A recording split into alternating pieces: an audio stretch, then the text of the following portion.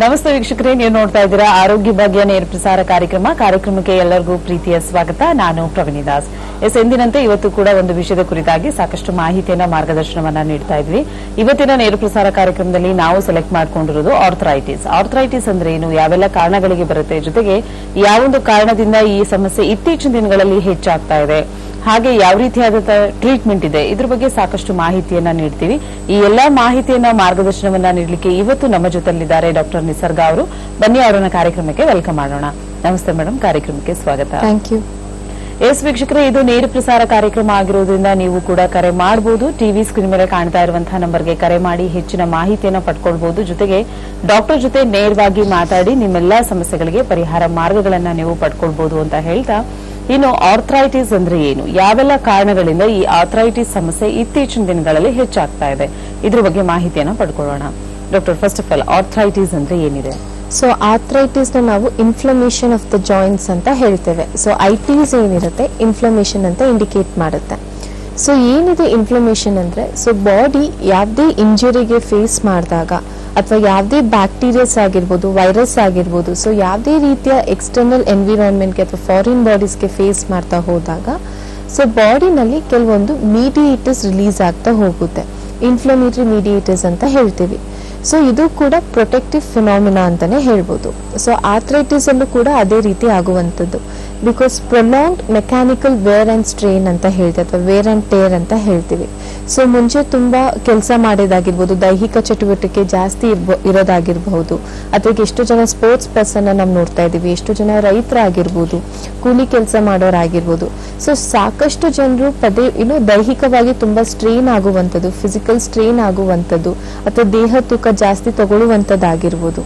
So ಈ ರೀತಿ ಇದ್ದಾಗ ಬೋನ್ ಟಿಶ್ಯೂಸ್ ಆಗಿರ್ಬೋದು, ಕಾರ್ಟಿಲೇಜಸ್ ಆಗಿರ್ಬೋದು, ಲಿಗಮೆಂಟ್ಸ್ ಆಗಿರ್ಬೋದು, ಸೊ ಇವೆಲ್ಲಕ್ಕೂ ಪದೇ ರಿಪೀಟೆಡ್ ಇಂಜುರೀಸ್ ಆಗುವುದನ್ನ ನಾವು ನೋಡ್ತಾ ಇದೀವಿ.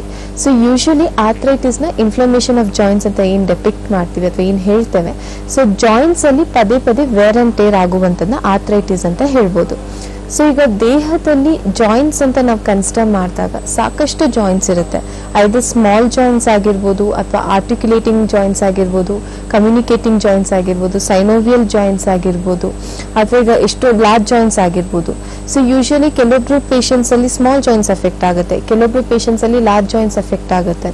ಸೊ ಕೆಲವೊಬ್ಬರಲ್ಲಿ ಜಾಯಿಂಟ್ ಪೇನ್ ಕಾಣಿಸ್ಕೊಳ್ಳುತ್ತೆ, ಬಟ್ ರಿಪೋರ್ಟ್ಸ್ ಎಲ್ಲ ನಾರ್ಮಲ್ ಇರುತ್ತೆ. ಸೊ ಕೆಲವೊಬ್ಬರಲ್ಲಿ ಎಲ್ಲಾ ರೀತಿಯ ರಿಪೋರ್ಟ್ಸ್ ನಾರ್ಮಲ್ ಇದ್ರೂ ಸಹ ಟಿಪಿಕಲ್ ರುಮ್ಯಾಟಾಯ್ಡ್ ಆರ್ಥರೈಟಿಸ್ ಅಂತ ಇರುತ್ತೆ. ಎಷ್ಟೋ ಜನ ಹೇಳ್ತಾರೆ ಪದೇ ಬೆನ್ನೋ ಕಾಣಿಸ್ಕೊಳ್ಳುತ್ತೆ, ಮಲ್ಕೊಬೇಕಾದ್ರೆ ಅವ್ರಿಗೆ ಬೆನ್ನೋ ಕಾಣಿಸ್ಕೊಳ್ಳುವಂಥದ್ದು. ಸೊ ಕೆಲವೊಬ್ಬರಲ್ಲಿ ಏನಾದ್ರು ಕೆಲಸ ಮಾಡ್ಬೇಕಾದ್ರೆ ನೋವುಗಳು ಕಾಣಿಸ್ಕೊಳ್ಳುವಂಥದ್ದು, ಜಾಯಿಂಟ್ ಪೇನ್ಸ್ ಕಾಣಿಸ್ಕೊಳ್ಳುವಂಥದ್ದು. ಸೊ ಕುತ್ಕೊಂಡು ಎದ್ದೇಳಕ್ ತುಂಬಾ ಕಷ್ಟ ಆಗ್ತಾ ಹೋಗುತ್ತೆ, ಸ್ಟೆಪ್ಸ್ ಹತ್ತಕ್ ತುಂಬಾ ಕಷ್ಟ ಆಗುತ್ತೆ, ಬೆಳಗ್ಗೆ ಎದ್ದಾಗ್ಲೇ ನೋವು ಜಾಸ್ತಿ ಆಗುತ್ತೆ, ಚಳಿಗಾಲದಲ್ಲೇ ನೋವು ಜಾಸ್ತಿ ಆಗುತ್ತೆ, ಬಿಸಿನಿ ಶಾಖ ಏನಾದ್ರು ತಗೊಂಡ್ಲೇಬೇಕಾಗುತ್ತೆ. ಸೊ ಈ ರೀತಿ ಸಾಕಷ್ಟು ಪೇಷಂಟ್ಸ್ ಕಂಪ್ಲೇಂಟ್ ಮಾಡ್ತಾ ಹೋಗ್ತಾರೆ. ಸೊ ಆರ್ಥರೈಟಿಸ್ ಅಲ್ಲೂ ಕೂಡ ನಾವು ಅದನ್ನೇ ನೋಡುವಂಥದ್ದು. ಈಗ ಒಮ್ಮೆಲೆ ಜಾಯಿಂಟ್ ಪೇನ್ ಬಂತು ಅಂದ ತಕ್ಷಣ ನಾವು ಆರ್ಥರೈಟಿಸ್ ಅಂತ ಕನ್ಸಿಡರ್ ಮಾಡಲ್ಲ.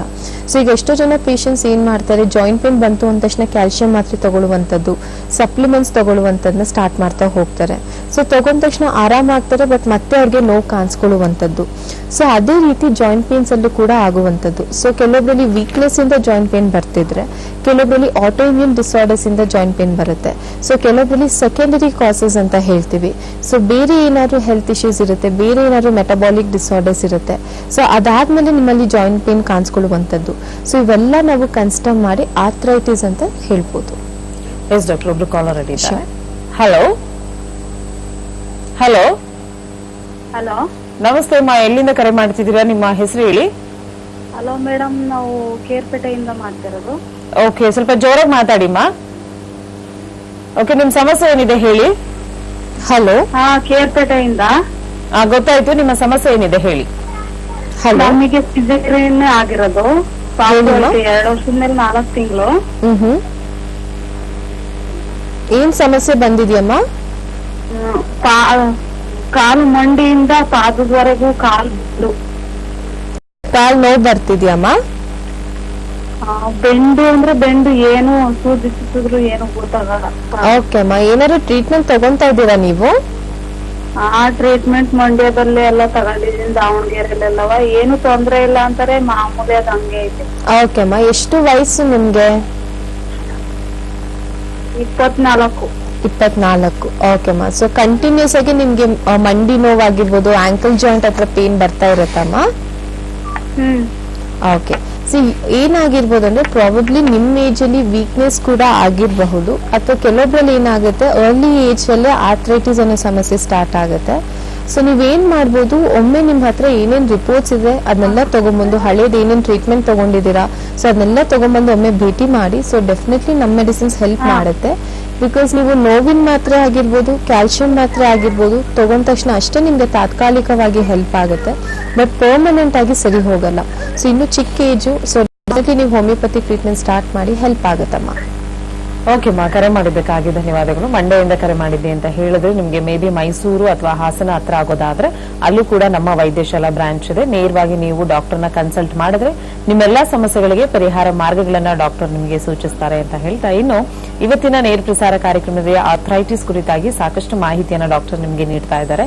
ಆರ್ಥ್ರೈಟಿಸ್ ಅಂದ್ರೇನು, ಯಾವೆಲ್ಲ ಕಾರಣಗಳಿಗೆ ಬರುತ್ತೆ, ಜೊತೆಗೆ ಸಿಂಪ್ಟಮ್ಸ್ ಹೇಗಿರುತ್ತೆ, ಇದ್ರ ಬಗ್ಗೆ ಮಾಹಿತಿಯನ್ನ ನೀಡಿದ್ದಾಯ್ತು. ಇನ್ನು ಆರ್ಥ್ರೈಟಿಸ್ ಅನ್ನೋ ಸಮಸ್ಯೆ ಚಿಕ್ಕ ವಯಸ್ಸಿನಲ್ಲಿ ಕಾಣಿಸ್ಕೊಳ್ಳುತ್ತಾ, ಚಿಕ್ಕ ವಯಸ್ಸಿನ ಮಕ್ಕಳಲ್ಲಿ ಆರ್ಥ್ರೈಟಿಸ್ ಸಮಸ್ಯೆ ಕಾಣಿಸ್ಕೊಂಡ್ರೆ ಸಿಂಪ್ಟಮ್ಸ್ ಹೇಗಿರುತ್ತೆ, ಇದ್ರ ಬಗ್ಗೆ ಮಾಹಿತಿಯನ್ನ ನೀಡ್ತೀವಿ.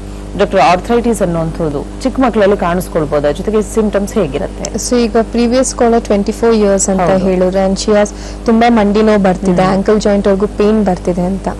ಸೊ ಇವರಲ್ಲೂ ಕೂಡ ಆರ್ಥ್ರೈಟಿಸ್ ಅನ್ನೋ ಸಮಸ್ಯೆ ಕಂಡು ಬರ್ಬೋದು. ಬಿಕಾಸ್ ಈಗ ಆರ್ಥ್ರೈಟಿಸ್ ಮುಂಚೆನೆ ಏನಾಗ್ತಿತ್ತು, 60 years ಮೇಲ್ಪಟ್ಟವರಲ್ಲಿ, 50 ವರ್ಷ ಮೇಲ್ಪಟ್ಟವರಲ್ಲಿ, ಸೊ ಅವರಲ್ಲಿ ನಾವು ಮೂಳೆ ಸವಿತಿದೆ, ಬೆನ್ನಿನ ಮೂಳೆ ಸವಿತಿದೆ, ಮಂಡಿ ಮೂಳೆ ಸವಿತಿದೆ, ಸೊ ನೀರಿನ ಅಂಶ ಕಡಿಮೆ ಆಗಿದೆ, ಜಲ್ಲಿನ ಅಂಶ ಕಡಿಮೆ ಆಗಿದೆ, ಲ್ಯೂಬ್ರಿಕೆನ್ಸಿ ಕಡಿಮೆ ಆಗಿದೆ ಅಂತ ಸಾಕಷ್ಟು ಜನರು ಹೇಳ್ತಾರೆ.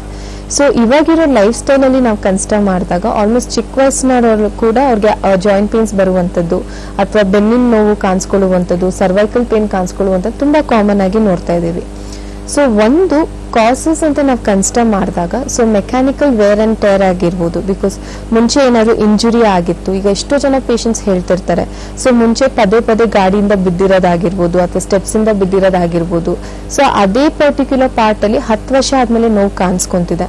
ಸೊ ಮುಂಚೆ ತುಂಬಾ ಭಾರ ಎತ್ತದಾಗಿರ್ಬೋದು, ತೂಕ ಎತ್ತದಾಗಿರ್ಬೋದು, ತುಂಬಾ ದೈಹಿಕ ಚಟುವಟಿಕೆ ಆಗಿರ್ಬೋದು, ಅಥವಾ ತುಂಬಾ ದೂರ ಟ್ರಾವೆಲ್ ಮಾಡ್ತಿದ್ವಿ, ಸೊ ನಾನು ಡ್ರೈವಿಂಗ್ ಕೆಲಸನಲ್ಲಿದ್ದೆ, ಅಥವಾ ತುಂಬಾ ಲಾರಿ ಓಡಿಸೋದಾಗಿರ್ಬೋದು, ಅಥವಾ ತುಂಬಾ ದೈಹಿಕ ಚಟುವಟಿಕೆ ಜಾಸ್ತಿ ಇತ್ತು, ಸೊ ಅವಾಗಿಂದ ನನಗೆ ಜಾಯಿಂಟ್ ಪೇನ್ ಕಾಣಿಸ್ಕೊಂತಿದೆ. ಸೊ ಈ ರೀತಿ ಸಾಕಷ್ಟು ಜನ ಪೇಷಂಟ್ಸ್ ಹೇಳ್ತಾರೆ.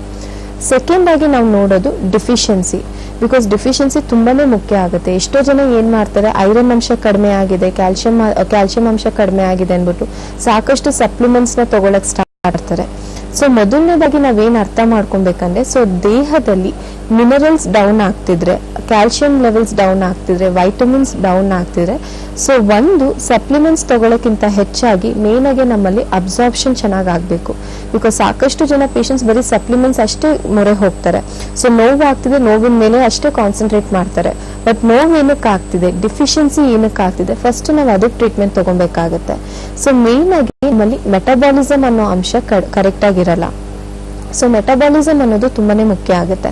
ಈಗ ಎಷ್ಟೋ ಜನ ಪೇಷಂಟ್ಸ್ ಅಲ್ಲಿ ಕರೆಕ್ಟ್ ಆಗಿ ಊಟ ಮಾಡಿದ್ರು ಸಹ ಅವ್ರ ದೇಹ ಆ ನ್ಯೂಟ್ರಿಷನ್ ತಗೊಂತಿರಲ್ಲ.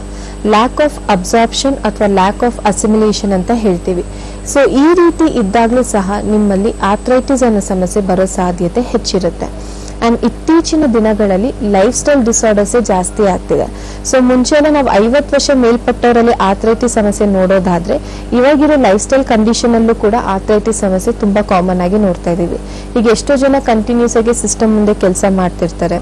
ಸೊ ಕಂಟಿನ್ಯೂಸ್ ಆಗಿ ಭಾರ ಎತ್ತುವಂತದ್ದಾಗಿರ್ಬೋದು, ಸೆಡೆಂಟ್ರಿ ಲೈಫ್ ಸ್ಟೈಲ್ ಆಗಿರ್ಬೋದು, ತುಂಬಾ ಹೊತ್ತು ಕುತ್ಕೊಂಡು ಕೆಲಸ ಮಾಡೋದಾಗಿರ್ಬೋದು, ಹೊತ್ತು ನಿಂತ್ಕೊಂಡು ಕೆಲಸ ಮಾಡೋದಾಗಿರ್ಬೋದು. ಸೊ ಈ ರೀತಿ ಇದ್ದಾಗ ಕಂಟಿನ್ಯೂಸ್ ಸೆಡೆಂಟ್ರಿ ಲೈಫ್ ಸ್ಟೈಲ್ ಇದ್ದಾಗ್ಲೂ ಸಹ ನಿಮ್ಗೆ ಆರ್ಥ್ರೈಟಿಸ್ ಅನ್ನೋ ಸಮಸ್ಯೆ ಬರೋ ಸಾಧ್ಯತೆ ಹೆಚ್ಚಿರುತ್ತೆ. ಬಿಕಾಸ್ ಇವಾಗಿರೋ ಟೀನೇಜರ್ಸ್ ಅಲ್ಲಿ ನಾವು ಆರ್ಥ್ರೈಟಿಸ್ ಸಮಸ್ಯೆ ನೋಡ್ತಾ ಇದೀವಿ. So at the same time ಅವರಲ್ಲಿ ಹಾರ್ಮೋನಲ್ ಇಂಬ್ಯಾಲೆನ್ಸ್ ಕೂಡ ಅಷ್ಟೇ ಕಾಮನ್ ಆಗ್ತಿದೆ. ಸೊ ಹಾರ್ಮೋನಲ್ ಇಂಬ್ಯಾಲೆನ್ಸ್ ಈಗ ಎಲ್ರೂ ಬಾಯಲ್ಲೂ ನಾವು ಕೇಳ್ಪಡ್ತಾ ಇದ್ದೀವಿ. ಸೊ ಈಗ ಥೈರಾಯ್ಡ್ ಸಮಸ್ಯೆ ಇದೆ, ನನಗೆ PCOD ಸಮಸ್ಯೆ ಇದೆ, ಅಥವಾ ಡಯಾಬಿಟಿಸ್ ಸಮಸ್ಯೆ ಇದೆ. ಈಗ ಎಷ್ಟೋ ಜನ ಪೇಷಂಟ್ಸ್ ಹತ್ರ ನಾವು ಕೆಲವೊಮ್ಮೆ ಕೇಸ್ ಟೇಕಿಂಗ್ ಮಾಡಿದಾಗ ಏನಾದ್ರು ಹೆಲ್ತ್ ಇಶ್ಯೂಸ್ ಇದೆ ಅಂದಾಗ, ಸೊ ಎಷ್ಟೋ ಜನ ಬರೀ ನಂಗೆ ಬೇರೆ ಏನು ಹೆಲ್ತ್ ಇಶ್ಯೂಸ್ ಇಲ್ಲ, ಬರೀ ಡಯಾಬಿಟಿಸ್ ಇದೆ, ಥೈರಾಯ್ಡ್ ಮಾತ್ರೆ ತಗೊಂತಾ ಇದೀನಿ ಅಂತ ಹೇಳ್ತಿರ್ತಾರೆ. ಸೊ ಒಂದು ಹಾರ್ಮೋನಲ್ ಇಂಬ್ಯಾಲೆನ್ಸ್ ಇತ್ತು ಅಂದಾಗ ಅಥವಾ ನಿಮ್ಮಲ್ಲಿ ಹೈಪೋಥೈರಾಯ್ಡಿಸಮ್ ಆಗಿರ್ಬೋದು, ಹೈಪರ್ ಪ್ಯಾರಾಥೈರಾಯ್ಡಿಸಮ್ ಆಗಿರ್ಬೋದು, ಅಥವಾ ನಿಮ್ಮಲ್ಲಿ ಡಯಾಬಿಟಿಸ್ ಸಮಸ್ಯೆ ಇದೆ, PCOD ಸಮಸ್ಯೆ ಇದೆ. ಸೊ ಈ ರೀತಿ ಹಾರ್ಮೋನಲ್ ಇಂಬ್ಯಾಲೆನ್ಸ್ ಇದ್ದಾಗಲೂ ಸಹ ನಿಮಗೆ ಆರ್ಥ್ರೈಟಿಸ್ ಅನ್ನೋ ಸಮಸ್ಯೆ ಬರೋ ಸಾಧ್ಯತೆ ಹೆಚ್ಚಿರುತ್ತೆ. ಬಿಕಾಸ್ ಹಾರ್ಮೋನಲ್ ಇಂಬ್ಯಾಲೆನ್ಸ್ ಮೇನ್ ಆಗಿ ಟಾರ್ಗೆಟ್ ಮಾಡೋದು ಮೆಟಬಾಲಿಸಮ್. ಸೊ ಯಾರಲ್ಲಿ ಮೆಟಬಾಲಿಸಮ್ ಅಲ್ಲಿ ಇಂಪೇರ್ಮೆಂಟ್ ಆಗುತ್ತೆ ಅಥವಾ ಡಿಫಿಷಿಯನ್ಸೀಸ್ ಇರುತ್ತೆ ಅಥವಾ ಲ್ಯಾಕ್ ಆಫ್ ಅಬ್ಸಾರ್ಪ್ಷನ್ ಇರುತ್ತೆ, ಸೊ ಅವರಲ್ಲೂ ಕೂಡ ಆರ್ಥ್ರೈಟಿಸ್ ಅನ್ನೋ ಸಮಸ್ಯೆ ಹೆಚ್ಚಿರುತ್ತೆ. ಅಂಡ್ ಕೆಲವೊಬ್ರು ಪೇಷಂಟ್ಸ್ ಅಲ್ಲಿ ಸರ್ಜರೀಸ್ ಮಾಡಿಸ್ಕೊಂಡಿರ್ತಾರೆ, ಬೆನ್ನಿನ ಮೂಳೆಗೆ ಸರ್ಜರೀಸ್ ಮಾಡಿಸ್ಕೊಂಡಿರ್ತಾರೆ, ನೀ ರೀಪ್ಲೇಸ್ಮೆಂಟ್ ಮಾಡಿಸ್ಕೊಂಡಿರ್ತಾರೆ. ಸೊ ಅವರಲ್ಲೂ ಕೂಡ ಅಥವಾ ಬೇರೆ ಏನಾದ್ರು ಆಪರೇಷನ್ ಆಗಿತ್ತು ಅಥವಾ ಸಿಸೇರಿಯನ್ ಸೆಕ್ಷನ್ ಆಗಿತ್ತು, ಸೊ ಸ್ಪೈನಲ್ ಅನಸ್ತಿಷಿಯಾ ಕೊಟ್ಟಿರ್ತಾರೆ. ಸೊ ಅದಾಗಿ ಸ್ವಲ್ಪ ವರ್ಷ ಆದ್ಮೇಲೆ ಅದೇ ಭಾಗದಲ್ಲಿ ನಂಗೆ ನೋವು ಬರ್ತಿದೆ ಅಂತ ಹೇಳ್ತಾರೆ. ಸೊ ಈ ರೀತಿ ಇದ್ದಾಗ ಹಿಸ್ಟ್ರಿ ಆಫ್ ಎನಿ ಆಪರೇಷನ್ ಇದ್ದಾಗಲೂ ಸಹ ಅವರಲ್ಲೂ ಕೂಡ ಆರ್ಥ್ರೈಟಿಸ್ ಅನ್ನೋ ಸಮಸ್ಯೆ ಬರೋ ಸಾಧ್ಯತೆ ಇರುತ್ತೆ.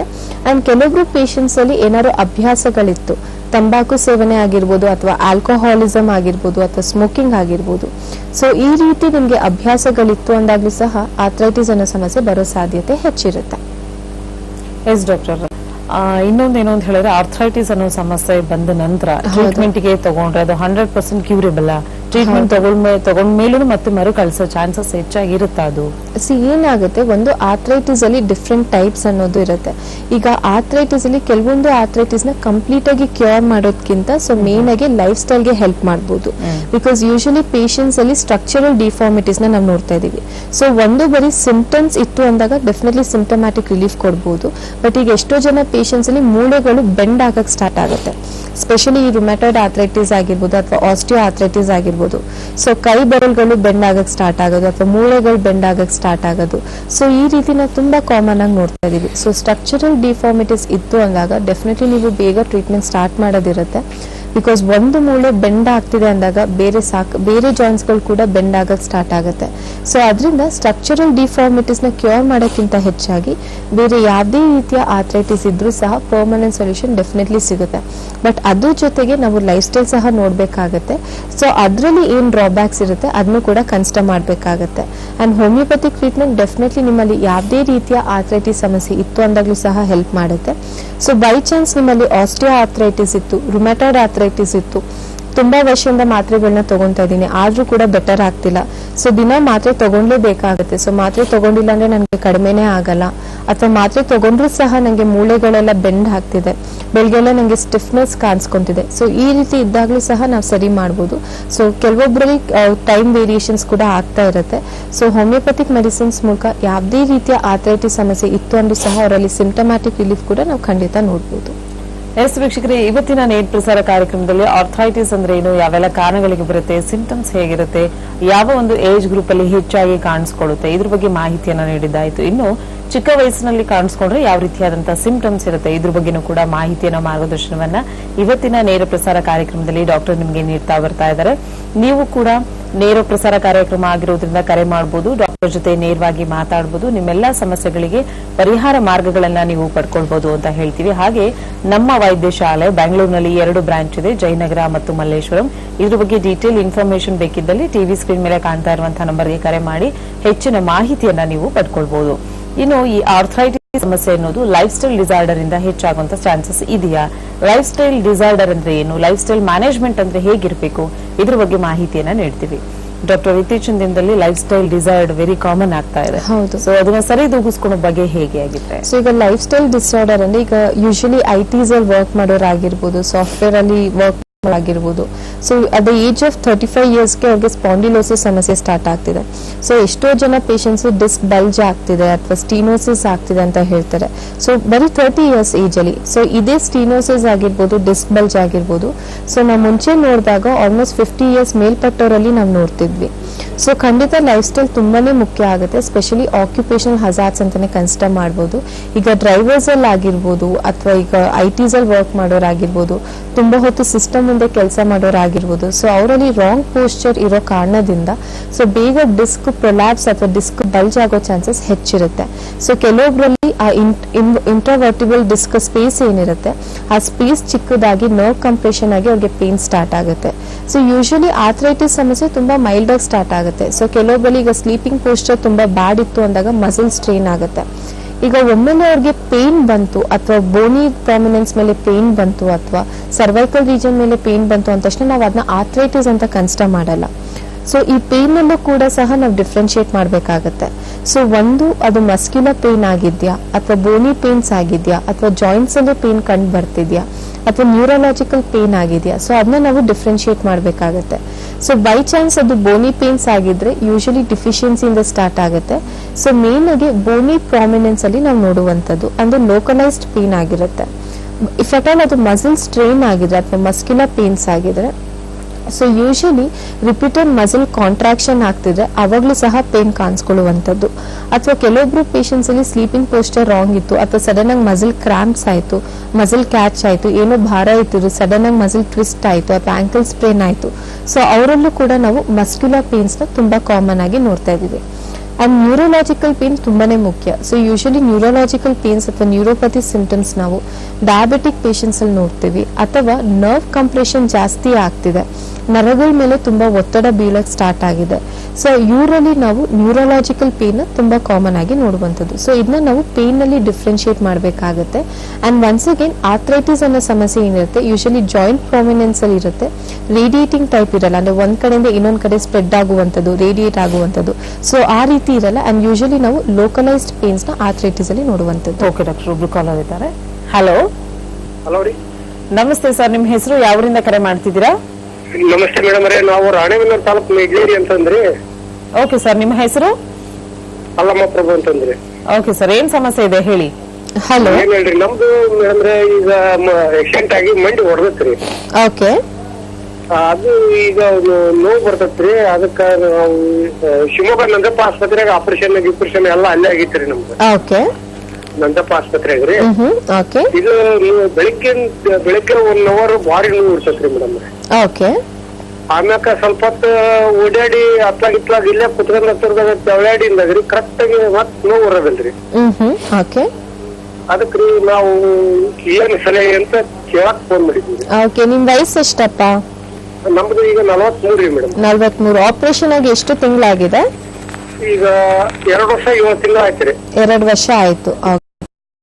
ಮೇಡಮ್ ರೀ. Okay, fine. ಸಿ ಯೂಶಲಿ ಏನಾಗುತ್ತೆ, ಮುಂಚೆ ಏನಾದ್ರು ಆಪರೇಷನ್ ಆಗಿತ್ತು ಅಥವಾ ಮುಂಚೆ ಏನಾದ್ರು ಪೆಟ್ ಬಿದ್ದಿತ್ತು ಅಂದಾದ್ಮೇಲೆ ಕೆಲವೊಬ್ರು ಪೇಷಂಟ್ಸ್ ಅಲ್ಲಿ ನೋವು ಹಾಗೆ ಕಂಟಿನ್ಯೂ ಆಗುತ್ತೆ. So definitely homeopathic treatment start ಮಾಡ್ಬೋದು, ಬಟ್ ಅದಕ್ಕಿಂತ ಮುಂಚೆ ಆದಷ್ಟು ಬ್ರಿಸ್ಕ್ ವಾಕ್ ನ ಅವಾಯ್ಡ್ ಮಾಡ್ತಾ ಹೋಗಿ. ಬಿಕಾಸ್ ಎಷ್ಟೊಂದ್ಸತಿ ಏನಾಗುತ್ತೆ, ಆಪರೇಷನ್ ಆದ್ಮೇಲೆ ಕೆಲವೊಬ್ಬರಲ್ಲಿ ಮೂಳೆಗಳು ಸವಿಯಕ್ ಸ್ಟಾರ್ಟ್ ಆಗುತ್ತೆ. ಬಟ್ ಇದನ್ನ ಒನ್ಸ್ ಅಗೇನ್ ನಾವು ಡಿಫ್ರೆನ್ಶಿಯೇಟ್ ಮಾಡಬೇಕಾಗುತ್ತೆ. ಸೊ ರೆಗ್ಯುಲರ್ ಆಗಿ ವಾಕಿಂಗ್ ಮಾಡಿ, ಬಟ್ ಬ್ರಿಸ್ಕ್ ವಾಕ್ ಮಾಡಕ್ ಹೋಗಬಾರ್ದು. ಸೊ ಮಿನಿಮಮ್ ಅಂದ್ರೆ 15 to 20 ಮಿನಿಟ್ಸ್ ವಾಕಿಂಗ್ ಮಾಡಿದ್ರೆ ಹೆಲ್ಪ್ ಆಗುತ್ತೆ. ಅದ್ರ ಜೊತೆಗೆ ನೀವು ಮ್ಯಾನೇಜ್ಮೆಂಟ್ ಅಂತ ಕೇಳೋದಾದ್ರೆ ಆಲ್ಮೋಸ್ಟ್ ನೀವು ಬಿಸಿನಿ ಶಾಖ ಕೊಡ್ತಾ ಹೋಗ್ಬೋದು. ಸೊ ದಿನಕ್ಕೆ 2 ಬಾರಿ ಬಿಸಿನಿ ಶಾಖ ಕೊಡ್ತಾ ಹೋಗಿ. ಸೊ ಇದರಿಂದ ನಿಮ್ಗೆ ಏನ್ ಪೇನ್ ಕಾಣಿಸ್ಕೊಂತಿದೆ ಸ್ವಲ್ಪ ಕಡಿಮೆ ಆಗುತ್ತೆ. ಬಟ್ ನಿಮ್ಮಲ್ಲಿ ಸ್ಟಿಫ್ನೆಸ್ ಇದೆ ಅಂತ ಹೇಳ್ತಾ ಇದ್ದೀರಾ, ಸೊ ಒಮ್ಮೆ ರಕ್ತ ಪರೀಕ್ಷೆ ಮಾಡಿಸೋದು ಕೂಡ ಒಳ್ಳೇದು. ಸೊ ನೀವೇನ್ ಮಾಡ್ಬೋದು, ಒಮ್ಮೆ ಕಂಪ್ಲೀಟ್ ಬ್ಲಡ್ ಕೌಂಟ್ ಸಹ ಮಾಡಿಸಿ, ಅಥವಾ ನಿಮ್ಮ ಹತ್ರ ಆಲ್ರೆಡಿ ಹಳೆ ರಿಪೋರ್ಟ್ಸ್ ಇದೆ ಅಂದಾಗ ಅದನ್ನು ಕೂಡ ಒಮ್ಮೆ ತಗೊಂಡ್ಬನ್ನಿ. ಸೊ ಆ ರಿಪೋರ್ಟ್ಸ್ ಎಲ್ಲ ನೋಡಿ ಬೇರೆ ಏನಾದ್ರು ರಿಪೋರ್ಟ್ಸ್ ಮಾಡಿಸ್ಬೇಕಾದ್ರೆ ಅದನ್ನು ಕೂಡ ನಾವು ತಿಳಿಸ್ಕೊಡ್ತೀವಿ. ಅಂಡ್ ಹೋಮಿಯೋಪತಿಕ್ ಮೆಡಿಸಿನ್ಸ್ ಇಂದ ಡೆಫಿನೆಟ್ಲಿ ನಿಮ್ಗೆ ಹೆಲ್ಪ್ ಆಗುತ್ತೆ. ಸೊ ಇವಾಗ ಏನ್ ನೋವು ಕಾಣಿಸ್ಕೊಂತಿದೆ ಮತ್ತೆ ಕಾಣಿಸ್ತಿರೋ ಕೂಡ ನಾವು ನೋವು ಪೇನ್ ಮಾತ್ರೆಗಳನ್ನ ಕೊಡ್ಬೋದು. ಓಕೆ ಸರ್, ಕರೆ ಮಾಡಿದ್ದಕ್ಕಾಗಿ ಧನ್ಯವಾದಗಳು. ಡಾಕ್ಟರ್ ಹೇಳಿರುವಂತಹ ಟಿಪ್ಸ್ ನ ಫಾಲೋ ಮಾಡಿ. ಜೊತೆಗೆ ನೀವು ಡಾಕ್ಟರ್ನ ನೇರವಾಗಿ ಭೇಟಿಯಾದ ನಿಮ್ಮೆಲ್ಲಾ ಸಮಸ್ಯೆಗಳಿಗೆ ಪರಿಹಾರ ಮಾರ್ಗಗಳನ್ನ ಡಾಕ್ಟರ್ ಸೂಚಿಸ್ತೀನಿ ಅಂತ ಹೇಳಿದ್ದಾರೆ. ಸೊ ನೀನ್ ಮಾಡಬೇಕಾಗಿರೋದು ಇಷ್ಟೇ, ಟಿವಿ ಸ್ಕ್ರೀನ್ ಮೇಲೆ ಕಾಣ್ತಾ ಇರುವಂತಹ ನಂಬರ್ಗೆ ಕರೆ ಮಾಡಿ ಹೆಚ್ಚಿನ ಮಾಹಿತಿಯನ್ನ ಪಡ್ಕೊಳ್ಬಹುದು. ಜೊತೆಗೆ ಅಪಾಯಿಂಟ್ಮೆಂಟ್ ಕಾಲ್ ನ ಫಿಕ್ಸ್ ಮಾಡಿಕೊಂಡು ತದನಂತರ ಡಾಕ್ಟರ್ ಜೊತೆ ನೇರವಾಗಿ ಭೇಟಿಯಾಗೋದು ಉತ್ತಮ ಅಂತ ಹೇಳ್ತಾ, ಇನ್ನು ಇವತ್ತಿನ ನೇರ ಪ್ರಸಾರ ಕಾರ್ಯಕ್ರಮದಲ್ಲಿ ಆರ್ಥ್ರೈಟಿಸ್ ಕುರಿತಾಗಿ ಸಾಕಷ್ಟು ಮಾಹಿತಿಯನ್ನ ನೀಡ್ತಾ ಇದೀವಿ ವೀಕ್ಷಕರೇ. ಇದು ನೇರ ಪ್ರಸಾರ ಕಾರ್ಯಕ್ರಮ ಆಗಿರೋದ್ರಿಂದ ನೀವು ಕೂಡ ಭಾಗಿಯಾಗಬಹುದು. ಟಿವಿ ಸ್ಕ್ರೀನ್ ಮೇಲೆ ಕಾಣ್ತಾ ಇರುವಂತಹ ನಂಬರ್ಗೆ ಕರೆ ಮಾಡದೆ ಡಾಕ್ಟರ್ ಜೊತೆ ನೇರವಾಗಿ ಮಾಡಬಹುದು. ನಿಮ್ಮೆಲ್ಲಾ ಸಮಸ್ಯೆಗಳಿಗೆ ಸರಳವಾದಂತಹ ಪರಿಹಾರ ಕ್ರಮಗಳನ್ನ ಡಾಕ್ಟರ್ ಸೂಚಿಸ್ತಾರೆ ಅಂತ ಹೇಳ್ತಾ, ಇನ್ನು ಈ ಆರ್ಥ್ರೈಟಿಸ್ ಸಮಸ್ಯೆಗೆ ಕಾರಣಗಳನ್ನ ತಿಳ್ಕೊಳ್ಳೋಣ. ಯಾವ ರೀತಿಯಾದಂತಹ ಕಾರಣದಿಂದ ಅಥವಾ ಲೈಫ್ ಸ್ಟೈಲ್ ಡಿಸಾರ್ಡರ್ ಇಂದ ಇದು ಒಂದು ಕಾರಣ ಆಗುತ್ತೆ ಅಂತ ಡಾಕ್ಟರ್ ಹೇಳಿದ್ರು. ಜೊತೆಗೆ ಫುಡ್ ಸ್ಟೈಲ್ ಮ್ಯಾನೇಜ್ಮೆಂಟ್ ಹೇಗಿರಬೇಕು, ಆಹಾರ ಪದ್ಧತಿನ ಹೇಗೆ ಅನುಸರಿಸಬೇಕು, ಇದ್ರ ಬಗ್ಗೆ ಮಾಹಿತಿಯನ್ನ ನೀಡ್ತೀವಿ.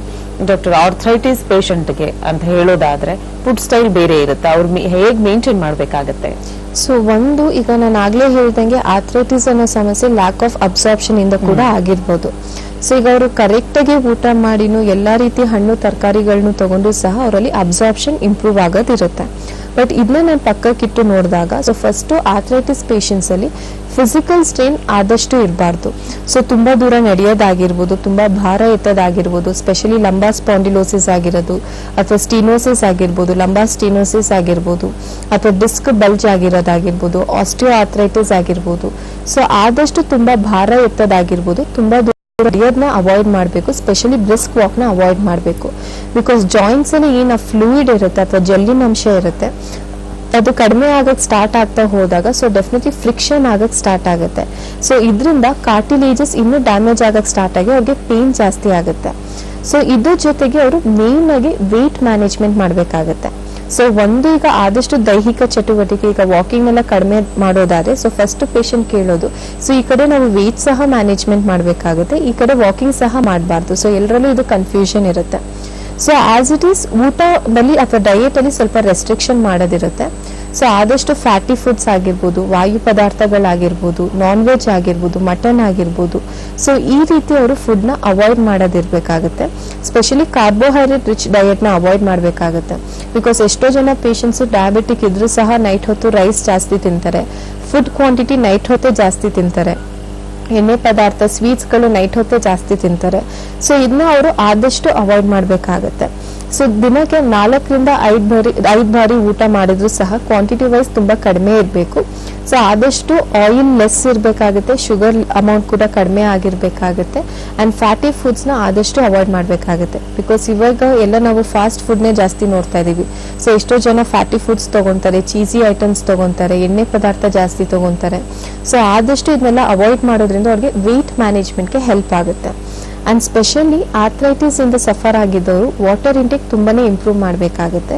ಬಿಕಾಸ್ ಎಷ್ಟೊಂದ್ ಸತಿ ಆರ್ಥ್ರೈಟಿಸ್ ಸಮಸ್ಯೆ ಜೊತೆಗೆ ಕೆಲವೊಬ್ಬರಲ್ಲಿ ಗ್ಯಾಸ್ಟ್ರಿಕ್ ಸಮಸ್ಯೆ ಕೂಡ ಅಷ್ಟೇ ಕಾಮನ್ ಆಗಿ ನೋಡ್ತಾ ಇದೀವಿ. ಸೊ ಆರ್ಥ್ರೈಟಿಸ್ ಬಂದು ತುಂಬಾ ಪೇನ್ ಕಿಲ್ಲರ್ ಅಥವಾ ನೋವಿನ ಮಾತ್ರನ ಜಾಸ್ತಿ ತಗೊಳಕ್ ಸ್ಟಾರ್ಟ್ ಮಾಡ್ತಾರೆ, ಅದಾದ್ಮೇಲೆ ಗ್ಯಾಸ್ಟ್ರೈಟಿಸ್ ಸ್ಟಾರ್ಟ್ ಆಗುತ್ತೆ.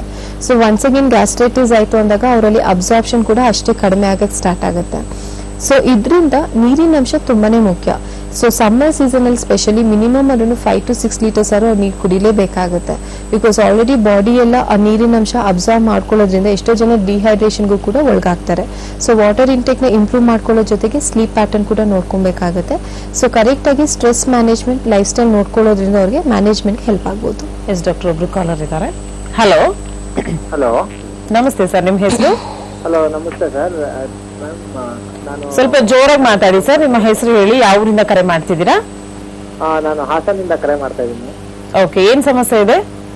ನನಗೆ ಒಂದು ಪೇಷಂಟ್ ಬ್ಯಾಕು ರೆಮಿನಾಯ್ಡಲ್ ಆರ್ಥ್ರೈಟಿಸ್ ಇದೆ ಅಂತ BLA 27 ಅಂತ ಒಂದು ಇದು ಬ್ಲಡ್ ಅಲ್ಲಿ ಇದಾಯ್ತು, ರಿಸೆಕ್ಟ್ ಆಯ್ತು.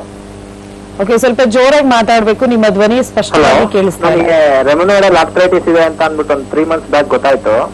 ಓಕೆ, ಇದು BLA 27 ಅನ್ನೋ ಒಂದು ಜೀನ್ ಇದೆ ಅಂತ ಬ್ಲಡ್ ಅಲ್ಲೂ ರಿಪೋರ್ಟ್ ಆಯ್ತು. ಸೊ ನಾನು ಮೆಡಿಸಿನ್ ತಗೊಂತಾ ಇದ್ದೀನಿ ಮೇಡಮ್. ಓಕೆ, ಈಗ 2 months ಆಯ್ತು. ಅದು ಅಷ್ಟಕ್ಕಷ್ಟು ಏನು ಕಮ್ಮಿ ಆದಂಗಿಲ್ಲ, ಓಡಕ್ ಆಗ್ತಾ ಇಲ್ಲ ಮತ್ತೆ ಬಗ್ಗಕ್ ಆಗ್ತಾ ಇಲ್ಲ. ಓಕೆ, ಅದು ಸೊಂಟ ಮತ್ತೆ ಇದು ಮಂಡಿ ನೋವು ಜಾಸ್ತಿ ಇದೆ. ಓಕೆ, ಅದು ಇಷ್ಟು ದಿನದ ತನಕ ಅದು ಅದೇ ತರ ಇದಾಗುತ್ತೆ ಅಥವಾ ಲೇಟ್ ಕ್ಯೂರ್, ಅದೇನು ಮೆಡಿಸಿನ್ ತಗೋತಾ ಇದ್ರು ಇದೇ ತರ ಎಫೆಕ್ಟ್ ಆಗ್ತಿದೆಯಲ್ಲ ಅಂತ ಅದಕ್ಕೆ ಸ್ವಲ್ಪ ಮಾಹಿತಿ. ಓಕೆ. ನಿಮ್ಮ ಏಜ್ ಎಷ್ಟು? ನಂದು ಏಜ್ 23 ಮೇಡಮ್. 23, ಫೈನ್. ಡೆಫಿನೆಟ್ಲಿ ನಿಮಗೆ ಸಪೋರ್ಟಿಂಗ್ ಟ್ರೀಟ್ಮೆಂಟ್ ಕೂಡ ಅಗತ್ಯ ಇರುತ್ತಪ್ಪ. ಸೊ ಯೂಶಲಿ ಈ ರೀತಿ ಆರ್ಥ್ರೈಟಿಸ್ ಇದ್ದಾಗ ಸ್ಟಿಫ್ನೆಸ್ ತುಂಬಾ ಕಾಮನ್ ಆಗಿರುತ್ತೆ. ಸೊ ನೀವು ಮಾತ್ರೆ ತಗೊಂಡ್ರು ಸಹ ಮ್ಯಾಕ್ಸಿಮಮ್ ಪೇಷಂಟ್ಸ್ ಅಲ್ಲಿ ಬ್ಯಾಕ್ ಬೋನ್ ಆಗಿರ್ಬೋದು ಅಥವಾ ಮಂಡಿ ಆಗಿರ್ಬೋದು, ಶೋಲ್ಡರ್ಸ್ ಆಗಿರ್ಬೋದು, ಎನಿ ಜಾಯಿಂಟ್ ಆಗಿರ್ಬೋದು, ಸೊ ಸ್ಟಿಫ್ನೆಸ್ ತುಂಬಾ ಕಾಮನ್ ಆಗಿ ನೋಡ್ತೀವಿ. ಸೊ ಇದು ಕೂಡ ಒನ್ ಆಫ್ ದ ಸಿಂಪ್ಟಮ್ ಅಂತಾನೆ ಹೇಳ್ಬೋದು. But usually symptomatically 4 to 5 months ಆದ್ರೂ ತಗೊಳುತ್ತಪ್ಪ ನಿಮ್ ಬಾಡಿ ರೆಸ್ಪಾಂಡ್ ಮಾಡಕ್ಕೆ. ಅಂಡ್ ಇದ್ರ ಜೊತೆಗೆ ನೀವು ಯಾವುದೇ ಭಯ ಇಲ್ಲದೆ ಹೋಮಿಯೋಪತಿ ಟ್ರೀಟ್ಮೆಂಟ್ ಕೂಡ ಸ್ಟಾರ್ಟ್ ಮಾಡಿ.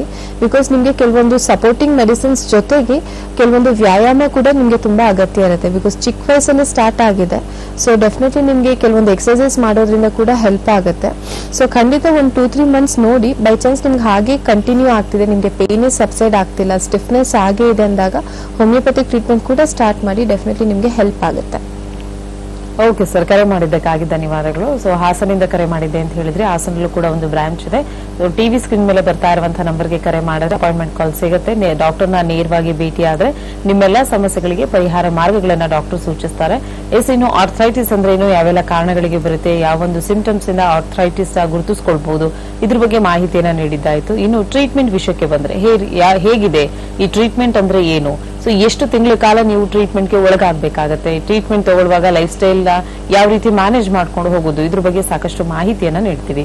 ಡಾಕ್ಟರ್, ಟ್ರೀಟ್ಮೆಂಟ್ ಅಂತ ಬಂದ್ರೆ ಟ್ರೀಟ್ಮೆಂಟ್ ಗಿಂತ ಮುಂಚೆ ಏನೋ ಲಾಂಗ್ ಟರ್ಮ್ ಡಿಸೀಸ್ ಏನಾದ್ರು ಇತ್ತು, ಅವ್ರು ಇಂಗ್ಲಿಷ್ ಮೆಡಿಸಿನ್ ತಗೊಳ್ತಾ ಇದ್ರು, ಆತರ ಏನಾದ್ರು ಇದ್ರೆ ಅಂತ ಕೇಸಸ್ ನಲ್ಲಿ ಸೊ ನಿಮ್ಮ ಮೆಡಿಸಿನ್ ತಗೊಳ್ಬಹುದಾ, ಹೋಮಿಯೋಪತಿ ಮೆಡಿಸಿನ್ ತಗೊಳ್ಳೋ ಚಾನ್ಸಸ್ ಇದೆಯಾ? ಹೌದು, ಖಂಡಿತ. ಬಿಕಾಸ್ ಎಷ್ಟೋ ಜನರಲ್ಲಿ ಫಸ್ಟ್ ಕ್ವೆಶ್ಚನ್ ಬರೋದೆ ಬೇರೆ ಮೆಡಿಸಿನ್ ಜೊತೆಗೆ ಹೋಮಿಯೋಪತಿಕ್ ಮೆಡಿಸಿನ್ಸ್ ತಗೊಬಹುದಾ, ಸೈಡ್ ಎಫೆಕ್ಟ್ ಆಗುತ್ತೆ ಅಂತ. ಖಂಡಿತ ಆ ರೀತಿ ಇರಲ್ಲ. ಹೋಮಿಯೋಪತಿಕ್ ಮೆಡಿಸಿನ್ಸ್ ಪ್ಯೂರ್ಲಿ ಸೇಫ್ ಇರುತ್ತೆ, ಅಡ್ಡ ಪರಿಣಾಮ ಯಾವುದೇ ರೀತಿ ಇರಲ್ಲ. ಬಿಕಾಸ್ ಹೋಮಿಯೋಪತಿಕ್ ಮೆಡಿಸಿನ್ಸ್ ಮೇನ್ ಆಗಿ ನಮ್ಮಲ್ಲಿ ನಾವು ಟ್ರೀಟ್ ಮಾಡೋದು ರೂಟ್ ಕಾಸ್ ಮೇಲೆ ಇರುತ್ತೆ. ಸೊ ಈಗ ನಮ್ಮ ವೈದ್ಯಶಾಲೆಯಲ್ಲಿ ಸಾಕಷ್ಟು ಪೇಷಂಟ್ಸ್ ಬರ್ತಾರೆ. ಸೊ ಕೆಲವೊಬ್ಬರಲ್ಲಿ ಇವಾಗ ಆರ್ಥ್ರೈಟಿಸ್ ಸಮಸ್ಯೆ ಸ್ಟಾರ್ಟ್ ಆಗಿದೆ, ಕೆಲವೊಬ್ರು 10 ವರ್ಷ 20 ವರ್ಷದಿಂದ ಸಫರ್ ಆಗಿರೋರು ಇರ್ತಾರೆ. ಸೊ ಕೆಲವೊಬ್ಬರಲ್ಲಿ ಸ್ಟ್ರಕ್ಚರಲ್ ಚೇಂಜಸ್ ಆಗಿರುತ್ತೆ. ಸೊ ಈಗ ಪ್ರೀವಿಯಸ್ ಕಾಲರ್ ಹೇಳ್ದಂಗೆ, ಸೊ ಕೆಲವೊಬ್ಬರಲ್ಲಿ ಅರ್ಲಿ ಏಜ್ ಅಲ್ಲಿ ರುಮ್ಯಾಟಾಯ್ಡ್ ಆರ್ಥ್ರೈಟಿಸ್ ಸ್ಟಾರ್ಟ್ ಆಗಿರುತ್ತೆ. ಸೊ ಆ ರೀತಿ ಪೇಷಂಟ್ ಸಹ ನಾವು ನೋಡ್ತಾ ಇದೀವಿ. ಸೊ ಕೆಲವೊಬ್ರು ತುಂಬಾ ಮೆಡಿಸಿನ್ಸ್ ತಗೊಂಡು ಎಲ್ಲ ಕಡೆ ನೋಡಿ ಕೊನೆಗೆ ಲಾಸ್ಟ್ ಆಪ್ಷನ್ ಅಂತ ಬಂದಿರ್ತಾರೆ. ಸೊ ಈ ರೀತಿ ಇದ್ದಾಗ ಸೊ ಫಸ್ಟ್ ನಮ್ಮಲ್ಲಿ ರೂಟ್ ಕಾಸ್ ಮೇಲೆ ಅಪ್ರೋಚ್ ಇರುತ್ತೆ. ಸೊ ಒಂದು ನಾವು ಯಾವ ಟೈಪ್ ಆಫ್ ಆರ್ಥ್ರೈಟಿಸ್ ಇದೆ ಅದನ್ನ ನಾವು ಡಿಫ್ರೆನ್ಶಿಯೇಟ್ ಮಾಡಬೇಕಾಗುತ್ತೆ. ಬಿಕಾಸ್ ಕರೆಕ್ಟ್ ಡಯಾಗ್ನೋಸಿಸ್ ತುಂಬಾನೇ ಇಂಪಾರ್ಟೆಂಟ್. ಸೊ ಎಷ್ಟೋ ಜನ ಪೇಷಂಟ್ಸ್ ಅಲ್ಲಿ ರುಮ್ಯಾಟಾಯ್ಡ್ ಆರ್ಥ್ರೈಟಿಸ್ ಆಗಿರುತ್ತೆ, ಬಟ್ ಅವ್ರ ರಕ್ತ ಪರೀಕ್ಷೆ ಮಾಡಿಸಿದಾಗ ನಾರ್ಮಲ್ ಇರುತ್ತೆ. ಸೊ ಕೆಲವೊಬ್ಬರಲ್ಲಿ ಗೌಟಿ ಆರ್ಥ್ರೈಟಿಸ್ ಆಗಿರುತ್ತೆ, ಕೆಲವೊಬ್ಬರಲ್ಲಿ ಪೋಸ್ಟ್ ವೈರಲ್ ಆರ್ಥ್ರೈಟಿಸ್ ಆಗಿರುತ್ತೆ, ಕೆಲವೊಬ್ಬರಲ್ಲಿ ಆಸ್ಟಿಯೋ ಆರ್ಥ್ರೈಟಿಸ್ ಆಗಿರುತ್ತೆ. ಬಟ್ ಬರೀ ನೋವಿನ ಮಾತ್ರ ಅಥವಾ ಸಿಂಟಮ್ಯಾಟಿಕ್ ರಿಲೀಫ್ಗೋಸ್ಕರ ಮೆಡಿಸಿನ್ಸ್ ತಗೊಳ್ತಾನೆ ಇರ್ತಾರೆ. ಸೊ ತಗೊಂಡು ಸಹ ದ ರೂಟ್ ಕಾಸ್ ಕರೆಕ್ಟ್ ಆಗಿಲ್ದಿರೋ ಕಾರಣದಿಂದ ಸೊ ಮೂಳೆಗಳೆಲ್ಲ ಸ್ಟ್ರಕ್ಚರಲ್ ಚೇಂಜಸ್ ಆಗಕ್ಕೆ ಸ್ಟಾರ್ಟ್ ಆಗುತ್ತೆ. ಸೊ ಈ ರೀತಿ ಇದ್ದಾಗ ಕರೆಕ್ಟ್ ಅಪ್ರೋಚ್ ತುಂಬಾನೇ ಮುಖ್ಯ. ಸೊ ಡೆಫಿನೆಟ್ಲಿ ನಮ್ಮ ವೈದ್ಯಶಾಲೆಯಲ್ಲಿ ನಾವು ರೂಟ್ ಕಾಸ್ ಮೇಲೆ ಟ್ರೀಟ್ಮೆಂಟ್ ಕೊಡೋದ್ರಿಂದ ಸೊ ಇಲ್ಲಿ ಕಾನ್ಸ್ಟಿಟ್ಯೂಷನಲ್ ಅಪ್ರೋಚ್ ಇರುತ್ತೆ. ಸೊ ಪೇಷಂಟ್ ಮಾನಸಿಕ ಸ್ಥಿತಿ ಆಗಿರ್ಬೋದು, ದೈಹಿಕ ಸ್ಥಿತಿ ಆಗಿರ್ಬೋದು, ಸೊ ಇವೆಲ್ಲ ಕನ್ಸಿಡರ್ ಮಾಡಿ ನಾವು ಟ್ರೀಟ್ಮೆಂಟ್ ಕೊಡೋದಿರುತ್ತೆ. ಸೊ ಮೇನ್ ಆಗಿ ಫಸ್ಟ್ ನಾವು ರೂಟ್ ಕಾಸ್ ಜೊತೆಗೆ ಪ್ಯಾಥಾಲಜಿ ಕೂಡ ಅಷ್ಟೇ ಇಂಪಾರ್ಟೆಂಟ್. ಈಗ ಬೋನ್ ಟಿಶ್ಯೂಸ್ ಫರ್ದರ್ ಇನ್ನೂ ಡ್ಯಾಮೇಜ್ ಆಗಬಾರ್ದು, ಸೊ ಮೂಳೆಗಳು ಇನ್ನೂ ಸ್ಟ್ರಕ್ಚರಲ್ ಚೇಂಜಸ್ಗೆ ಒಳಗಾಗಬಾರ್ದು. ಸೊ ಇರೋ ಪ್ರಾಬ್ಲಮ್ ಕೂಡ ಕಂಪ್ಲೀಟ್ ಆಗಿ ಕ್ಲಿಯರ್ ಆಗೋ ರೀತಿ ನಾವು ಮೆಡಿಸಿನ್ಸ್ ಕೊಡ್ತಾ ಹೋಗ್ತೀವಿ. ಸೊ ಅದೇ ರೀತಿ ನೀವು ಬೇರೆ ಏನಾದ್ರು ಮಾತ್ರೆಗಳನ್ನ ತಗೊಂತಿದ್ರೆ ಸೊ ಒಂದು ಸಿಂಟಮ್ಯಾಟಿಕ್ ರಿಲೀಫ್ ಜೊತೆಗೆ ಸೊ ಆದಷ್ಟು ಬೇರೆ ಮೆಡಿಸಿನ್ಸ್ ನ ಟೇಪರ್ ಮಾಡೋಕ್ಕೂ ಸಹ ನಾವು ಹೆಲ್ಪ್ ಮಾಡ್ತೀವಿ. ವೀಕ್ಷಕರೇ, ಇವತ್ತಿನ ನೇರ ಪ್ರಸಾರ ಕಾರ್ಯಕ್ರಮದಲ್ಲಿ ಆರ್ಥ್ರೈಟಿಸ್ ಕುರಿತಾಗಿ ಸಾಕಷ್ಟು ಮಾಹಿತಿಯನ್ನ, ಮಾರ್ಗದರ್ಶನವನ್ನ ನೀಡ್ತಾ ಇದ್ದೀವಿ. ಇನ್ನಷ್ಟು ಮಾಹಿತಿಯನ್ನ ನೀಡೋದು ಬಾಕಿ ಇದೆ, ಆದ್ರೆ ಅದಕ್ಕಿಂತ ಮುಂಚೆ ಒಂದು ಸಣ್ಣ ವಿರಾಮ.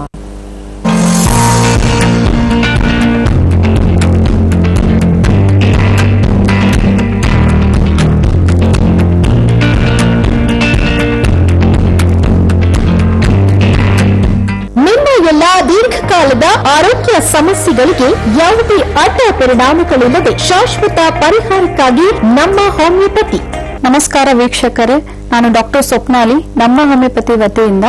ಸೊ ಇವತ್ತು ಸಂಧಿವಾತದ ಬಗ್ಗೆ ನಾವಿಲ್ಲಿ ಮಾತಾಡ್ತಾ ಇರುವಂತದ್ದು. ಸೊ ಇತ್ತೀಚಿನ ದಿನಗಳಲ್ಲಿ ನಾವು ನೋಡುವಂತ ಕಾಯಿಲೆಗಳಲ್ಲಿ ಸೊ ಕಾಮನ್ ಆಗಿ ಸಂಧಿವಾತ ಸಮಸ್ಯೆ ಒಂದು ಅಂತ ನಾವು ಹೇಳ್ತಾ ಬರಬಹುದು. ಸೊ ಮೇನ್ ಆಗಿ ಆರ್ಥ್ರೈಟಿಸ್ ಅಲ್ಲಿ ಹಲವಾರು ಟೈಪ್ಸ್, ಆಸ್ಟಿಯೋ ಆರ್ಥ್ರೈಟಿಸ್ ಅಂತ ಹೇಳ್ತೀವಿ, ರುಮೈಟೆಡ್ ಆರ್ಥ್ರೈಟಿಸ್ ಅಂತ ಹೇಳ್ತೀವಿ, ಗೌಟ್ ಆರ್ಥ್ರೈಟಿಸ್ ಅಂತ ಹೇಳ್ತಾ ಬರಬಹುದು. ಆಸ್ಟಿಯೋ ಆರ್ಥ್ರೈಟಿಸ್ ಅಂತ ಹೇಳಿದ್ರೆ degenerative changes in the joints, ಅಂದ್ರೆ ಈಗ ನಮ್ಮ ಮೂಳೆಗಳ ನಡುವೆ ಜಾಯಿಂಟ್ ಏನಿರುತ್ತೆ ಸೊ ಆ ಮೂಳೆಗಳ ಸಾಂದ್ರತೆ ಕಡಿಮೆ ಆಗ್ತಾ ಹೋಗುತ್ತೆ, ಮೂಳೆಗಳು ಸವಿಯಕ್ಕೆ ಸ್ಟಾರ್ಟ್ ಆಗುತ್ತೆ. ಸೊ ಇದಕ್ಕೆ ನಾವು ಆಸ್ಟಿಯೋ ಆರ್ಥ್ರೈಟಿಸ್ ಅಂತ ಹೇಳ್ತೀವಿ. ರುಮೈಟೆಡ್ ಆರ್ಥ್ರೈಟಿಸ್ ಅಂದ್ರೆ ದೀರ್ಘಕಾಲದಿಂದ ಕಾಡುವಂತ ಒಂದು ಸಮಸ್ಯೆ ಅಂತ ಹೇಳ್ಬಹುದು.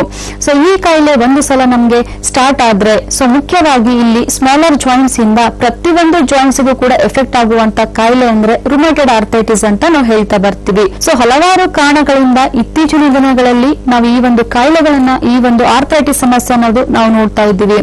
ಪ್ರಮುಖವಾಗಿ ದೈಹಿಕ ಚಟುವಟಿಕೆಗಳು ಕಡಿಮೆ ಆಗ್ತಾ ಇದೆ, ನಾವು ಮಾಡ್ತಾ ಇರುವಂತಹ ಕೆಲಸದ ಒತ್ತಡದಿಂದ ಇರಬಹುದು ಅಥವಾ ಪೌಷ್ಟಿಕಾಹಾರದ ಕೊರತೆಯಿಂದ ಅಂತ ಇರಬಹುದು, ಮೂಳೆಗಳ ಸಾಂದ್ರತೆ ದಿನೇ ದಿನೇ ಕಡಿಮೆ ಆಗ್ತಾ ಹೋಗ್ತಾ ಇದೆ. ಸೊ ನಮ್ಮ ಹೋಮಿಯೋಪತಿ ಕ್ಲಿನಿಕ್ ಅಲ್ಲಿ ಆರ್ಥ್ರೈಟಿಸ್ ಸಮಸ್ಯೆಗೆ ಶಾಶ್ವತ ಪರಿಹಾರ ಕೊಡೋದಕ್ಕೆ ನಾವಿಲ್ಲಿ ಅಡ್ವಾನ್ಸ್ಡ್ ಜೆನೆಟಿಕ್ ಕಾನ್ಸ್ಟಿಟ್ಯೂಷನಲ್ ಮೆಡಿಸಿನ್ಸ್ ಅನ್ನೋದು ಕೊಡ್ತಾ ಇದೀವಿ. ನಿಮ್ಗೆ ಶಾಶ್ವತ ಪರಿಹಾರ ಇರುತ್ತೆ. ಅದಕ್ಕೆ ತಕ್ಕಂತೆ ಮೇನ್ ಆಗಿ ನಾವು ರಸ್ಟಾಕ್ಸ್ ಇರ್ಬೋದು, ಆರ್ಮಿಕಾ ಇರ್ಬೋದು, ಹಲವಾರು ತರದ ಮೆಡಿಸಿನ್ಸ್ ಅನ್ನೋದು ಕೇಸ್ ಅನಲೈಸ್ ಮಾಡಿ ಕಂಪ್ಲೀಟ್ ಶಾಶ್ವತ ಪರಿಹಾರ ಕೊಡೋದಕ್ಕೆ ಇಲ್ಲಿ ಅನುಕೂಲ ಮಾಡಿಕೊಡ್ಬಹುದು. ನಮ್ಮ ಶಾಖೆಗಳು ಬೆಂಗಳೂರಿನಲ್ಲಿ ಮಲ್ಲೇಶ್ವರಂ, ಜಯನಗರ, ಮೈಸೂರು, ಹಾಸನ, ಹುಬ್ಬಳ್ಳಿ, ದಾವಣಗೆರೆ, ಗುಲ್ಬರ್ಗಾ, ಹೊಸಕೋಟೆ, ಶಿವಮೊಗ್ಗ. ಸಲಹೆಗಾಗಿ ಹಾಗೂ ವೈದ್ಯರನ್ನ ನೇರವಾಗಿ ಭೇಟಿ ಮಾಡಲು ಸಂಪರ್ಕಿಸಿ.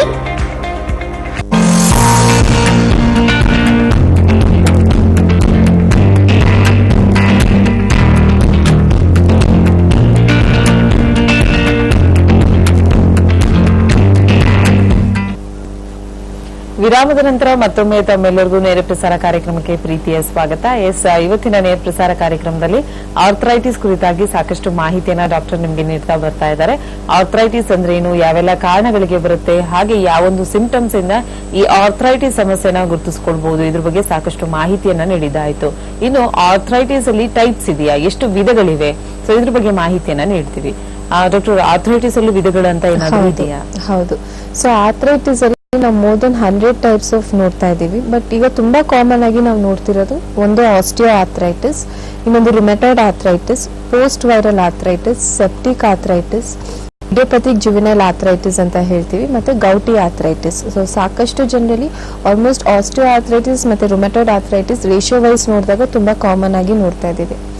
ಸೊ ಈಗ ಆಸ್ಟಿಯೋ ಆರ್ಥ್ರೈಟಿಸ್ ಬಗ್ಗೆ ಮಾತಾಡೋದಾದ್ರೆ, ಸೊ ಮುಂಚೆ ಪುರುಷರಲ್ಲಿ ನಾವು ಜಾಸ್ತಿ ನೋಡ್ತಿದ್ವಿ. ಸೊ ಬಿಕಾಸ್ ರೈತರಲ್ಲಿ ಸ್ಪೆಷಲ್ ಆಗಿ ಆಸ್ಟಿಯೋ ಆರ್ಥ್ರೈಟಿಸ್ ತುಂಬಾ ಕಾಮನ್ ಆಗಿ ನೋಡ್ತಿದ್ವಿ, ಸ್ಪೆಷಲಿ ಮಂಡಿ ಮೂಳೆ ಹತ್ರ ಆಗಿರ್ಬೋದು. ಆಸ್ಟಿಯೋ ಆರ್ಥ್ರೈಟಿಸ್ ಆಫ್ ನೀ ಜಾಯಿಂಟ್ ಅಂತ ಹೇಳ್ತೇವೆ. ಸೊ ಯೂಶಲಿ ಒಂದೇ ಕಡೆ ಸ್ಟಾರ್ಟ್ ಆಗಿ ಆಮೇಲೆ ಎರಡು ಜಾಯಿಂಟ್ ಕೂಡ ಅಫೆಕ್ಟ್ ಆಗೋದನ್ನ ನೋಡ್ತಾ ಇದೀವಿ.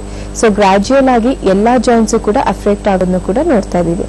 So osteo arthritis more of age related ಅಂತ ಕನ್ಸಿಡರ್ ಮಾಡ್ತೀವಿ. ಸೊ ಮುಂಚೆ ಏನಾಗೋದು, 50 ವರ್ಷ ಮೇಲ್ಪಟ್ಟವರಲ್ಲಿ, 60 ವರ್ಷ ಮೇಲ್ಪಟ್ಟವರಲ್ಲಿ ಆಗಾಗ ಮಂಡಿ ನೋವು, ಬೆನ್ನೋವು ಕಾಣಿಸ್ಕೊಳ್ಳೋದನ್ನ ನೋಡ್ತಾ ಇದ್ವಿ. ಬಟ್ ಇವಾಗಿರೋ ಲೈಫ್ ಸ್ಟೈಲ್ ಅಲ್ಲಿ ಆಲ್ಮೋಸ್ಟ್ ಚಿಕ್ಕ ವಯಸ್ಕರಲ್ಲಿ ಆದವರು ಕೂಡ ಅಥವಾ ಮಿಡಲ್ ಏಜ್ ಅಲ್ಲಿ ಇರೋರಲ್ಲೂ ಕೂಡ ಅರ್ಲಿ ಆಸ್ಟಿಯೋ ಆರ್ಥ್ರೈಟಿಸ್ ನ ನಾವು ನೋಡ್ತಾ ಇದೀವಿ. ಸೊ ಯೂಶಲಿ ಇದು ಯೂನಿಲ್ಯಾಟರಲ್ ಅಂತ ಇರುತ್ತೆ. ಸೊ ಐದರ್ ರೈಟ್ ಸೈಡ್ ಅಥವಾ ಲೆಫ್ಟ್ ಸೈಡ್, ಸೊ ಯಾವ್ದಾದ್ರು ಒಂದು ಜಾಯಿಂಟ್ ಅಫೆಕ್ಟ್ ಆಗಕ್ಕೆ ಸ್ಟಾರ್ಟ್ ಆಗುತ್ತೆ. ಸೊ ಮೇನ್ ಆಗಿ ವೇಟ್ ಬೇರಿಂಗ್ ಜಾಯಿಂಟ್ಸ್ ಅಂತ ಹೇಳ್ತೇವೆ. ಸೊ ಒಂದು ಮಂಡಿ ಮೂಳೆ ಆಗಿರ್ಬೋದು, ಅಥವಾ ಬೆನ್ನಿನ ಮೂಳೆ ಆಗಿರ್ಬೋದು, ಅಥವಾ ಸರ್ವೈಕಲ್ ರೀಜನ್ ಆಗಿರ್ಬೋದು, ಅಥವಾ ಆಂಕಲ್ ಜಾಯಿಂಟ್ ಆಗಿರ್ಬೋದು. ಸೊ ಈ ಜಾಯಿಂಟ್ಸ್ ಅಫೆಕ್ಟ್ ಆಗಕ್ಕೆ ಸ್ಟಾರ್ಟ್ ಆಗುತ್ತೆ. So initially first patient complaint ಮಾಡೋದು ಡಲ್ ಏಕಿಂಗ್ ಪೇನ್ ಅಂತ ಹೇಳ್ತೀವಿ. ಸೊ ಬರೀ ಮಂಡಿ ಮೂಳೆ ಹತ್ರ ಸ್ವಲ್ಪ ಪೇನ್ ಆಗುತ್ತೆ, ಸ್ವಲ್ಪ ಬಲ್ಗಡೆ ಪೇನ್ ಆಗಕ್ಕೆ ಸ್ಟಾರ್ಟ್ ಆಗುತ್ತೆ, ಅಥವಾ ಪಾಪ್ಲಿಟಿಯಲ್ ರೀಜನ್ ಅಲ್ಲಿ ಪೇನ್ ಆಗಕ್ಕೆ ಸ್ಟಾರ್ಟ್ ಆಗುತ್ತೆ. ಸೊ ಬೆಳಿಗ್ಗೆ ಕುತ್ಕೊಂಡು ಎದ್ದೇಳಕ್ ನಮಗ್ ತುಂಬಾ ಕಷ್ಟ ಆಗ್ತಾ ಹೋಗುತ್ತೆ. ಸೊ ನಡೀತಾ ಇರ್ಬೇಕಾದ್ರೆ ಸ್ವಲ್ಪ ಆರಾಮ್ ಅನ್ಸುತ್ತೆ, ಸ್ಟೆಪ್ಸ್ ಹತ್ಬೇಕಾದ್ರೆ ತುಂಬಾ ಕಷ್ಟ ಆಗ್ತಾ ಹೋಗುತ್ತೆ. ಸೊ ಕಾಲ್ ಸಡನ್ ಆಗಿ ಸ್ಟ್ರೆಚ್ ಮಾಡಕ್ ಕಷ್ಟ ಆಗುತ್ತೆ. ಸೊ ಮುಂಚೆಲ್ಲ ನಾನು ಆರಾಮಾಗಿ ಕೆಳಗಡೆ ಪೂಜೆಗೆ ಅಂತ ಕುತ್ಕೊಂತಿದ್ದೆ, ಇವಾಗ ಅದೇ ತುಂಬಾ ಕಷ್ಟ ಆಗಕ್ ಸ್ಟಾರ್ಟ್ ಆಗುತ್ತೆ. ಶಬ್ದಗಳು ಕೇಳಕ್ ಸ್ಟಾರ್ಟ್ ಆಗಿದೆ. ಸೊ ಕ್ರೆಪಿಟಸ್ ಅಂತ ಹೇಳ್ತೀವಿ. ಸೊ ಈ ಆಸ್ಟಿಯೋ ಆರ್ಥ್ರೈಟಿಸ್ ಅಲ್ಲಿ ನೋಡುವಂಥದ್ದು. ಸೊ ಯೂಶಲಿ ನೀ ಜಾಯಿಂಟ್ಸ್ ಎಫೆಕ್ಟ್ ಆಗಿರೋದ್ರಿಂದ ಆ ಸೈನೋವಿಯಲ್ ಫ್ಲೂಯಿಡ್ ಏನಿರುತ್ತೆ ಅದು ಡ್ರೈ ಆಗಕ್ ಸ್ಟಾರ್ಟ್ ಆಗುತ್ತೆ. ಸೊ ಒಂದು ಏಜ್ ಆಗಿರೋದ್ರಿಂದ, ಸೊ ಯೂಶಲಿ 50 ವರ್ಷ ಮೇಲ್ಪಟ್ಟವರಲ್ಲೂ ಸಹ ಜೆಲ್ ಡ್ರೈ ಆಗಕ್ ಸ್ಟಾರ್ಟ್ ಆಗುತ್ತೆ. ಬಟ್ ಹಾಗಂತ 50 ವರ್ಷ ಮೇಲ್ಪಟ್ಟವ್ರು ಇರೋರು ಎಲ್ಲರಲ್ಲೂ ಕೂಡ ಜೆಲ್ ಡ್ರೈ ಆಗ್ಬೇಕು ಅಂತ ಇಲ್ಲ. ಸೊ ಅದು ನಾರ್ಮಲ್ ಫಿನಾಮಿನಾ ಅಂತ ಕನ್ಸಿಡರ್ ಮಾಡ್ತೀವಿ. ಬಟ್ ಮೆಜಾರಿಟಿ ಆಫ್ ಪೇಷಂಟ್ಸ್ ಅಲ್ಲಿ ಏನಾಗ್ತಿದೆ, 35 ವರ್ಷದಲ್ಲಿ ಮೂಳೆ ಜೆಲ್ ಡ್ರೈ ಆಗಕ್ ಸ್ಟಾರ್ಟ್ ಆಗುತ್ತೆ.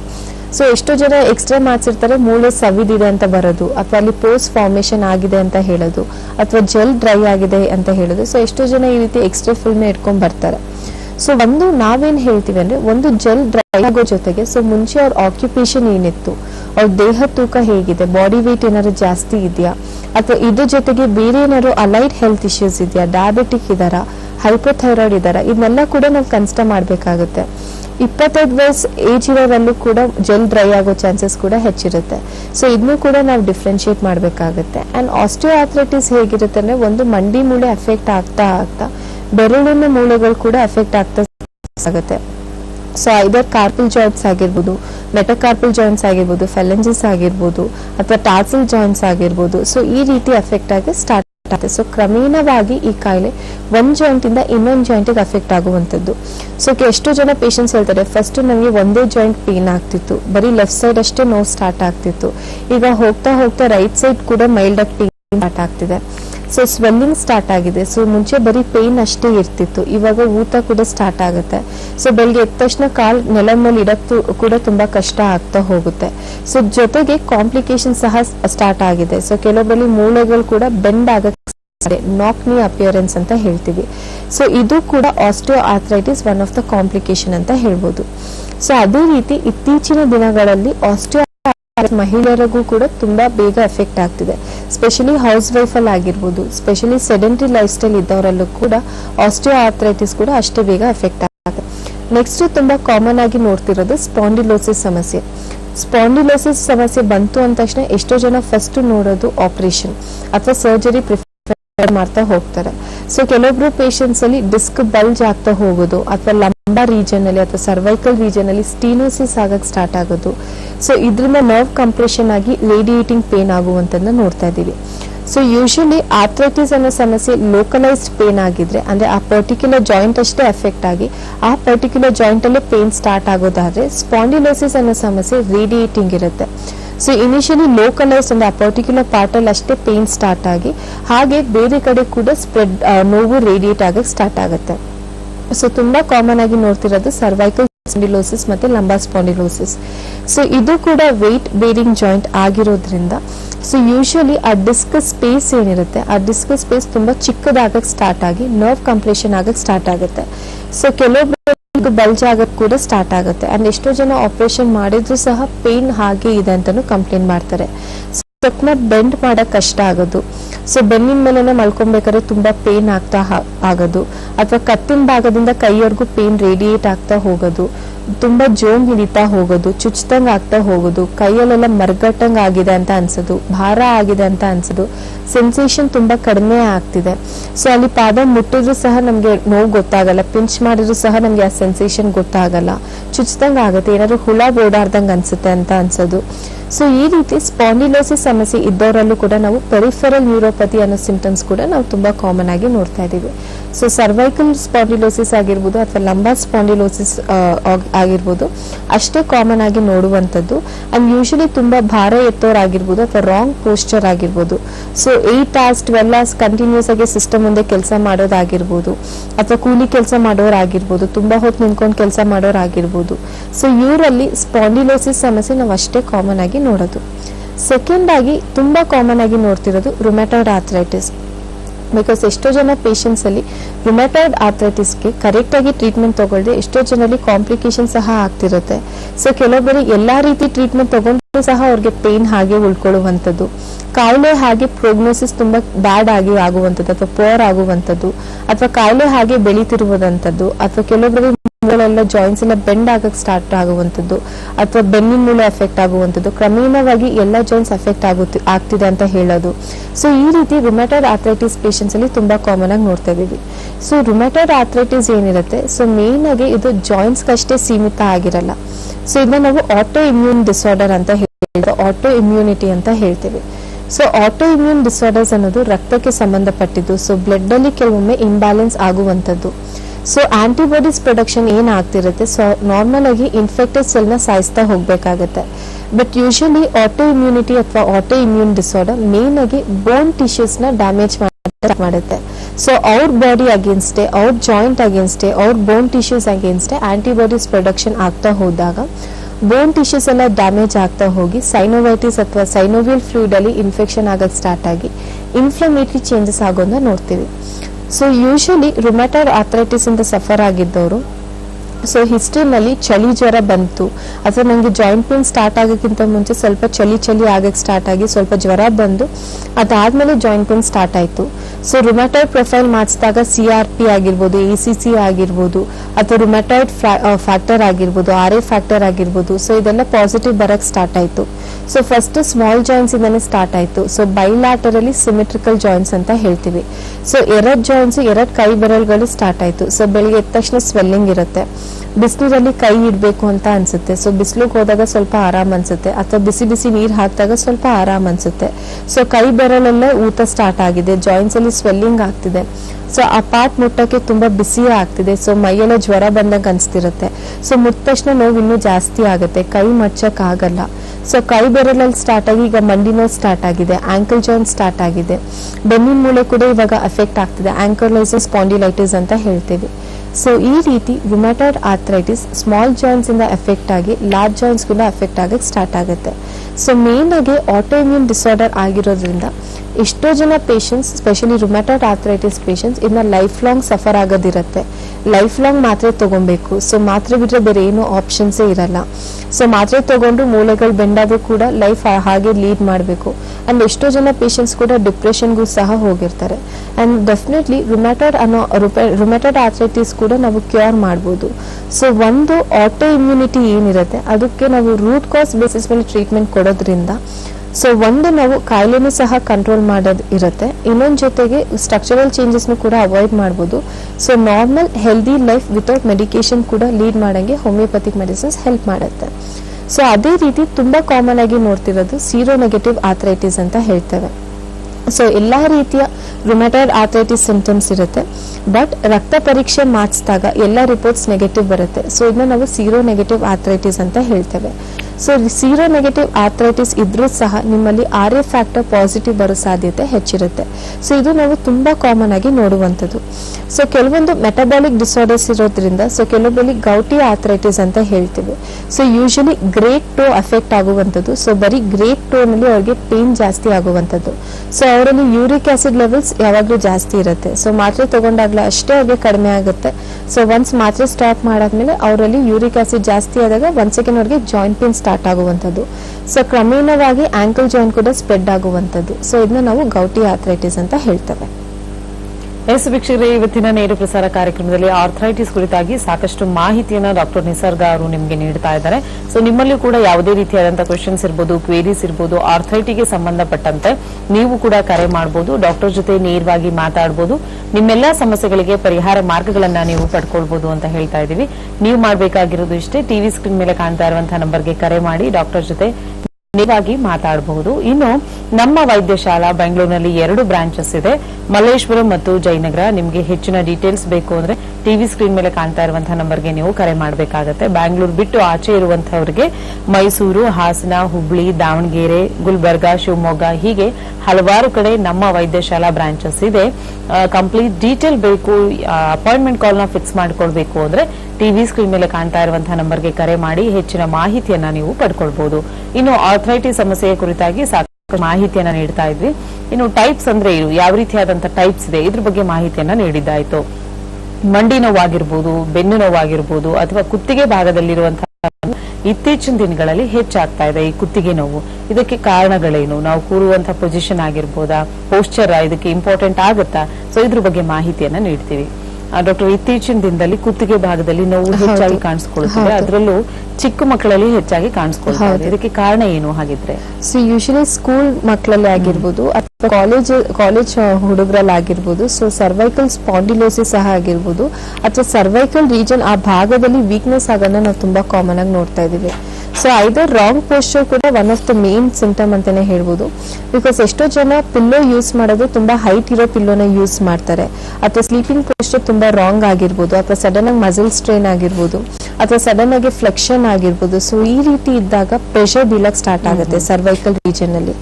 ಸೊ ಇದ್ರ ಜೊತೆಗೆ ನಾವು ಅವರಲ್ಲಿ ಅಲೈಡ್ ಪ್ರಾಬ್ಲಮ್ಸ್ ಕೂಡ ಮಾಡಬೇಕಾಗುತ್ತೆ. ಬಿಕಾಸ್ ಸಾಕಷ್ಟು ಪೇಷಂಟ್ಸ್ ಅಲ್ಲಿ ಏನಾಗುತ್ತೆ, ಚಿಕ್ಕ ವಯಸ್ಸಲ್ಲಿ ಡಯಾಬಿಟಿಸ್ ಸ್ಟಾರ್ಟ್ ಆಗುತ್ತೆ. ಸೊ ಚಿಕ್ಕ ವಯಸ್ಸಲ್ಲಿ ಹೈಪೋಥೈರಾಯ್ಡಿಸಮ್ ಸ್ಟಾರ್ಟ್ ಆಗುತ್ತೆ. ಹೆಣ್ಮಕ್ಳಲ್ಲಿ ಹಾರ್ಮೋನಲ್ ಇಂಬ್ಯಾಲೆನ್ಸ್ ತುಂಬಾ ಕಾಮನ್ ಆಗ್ತಿದೆ.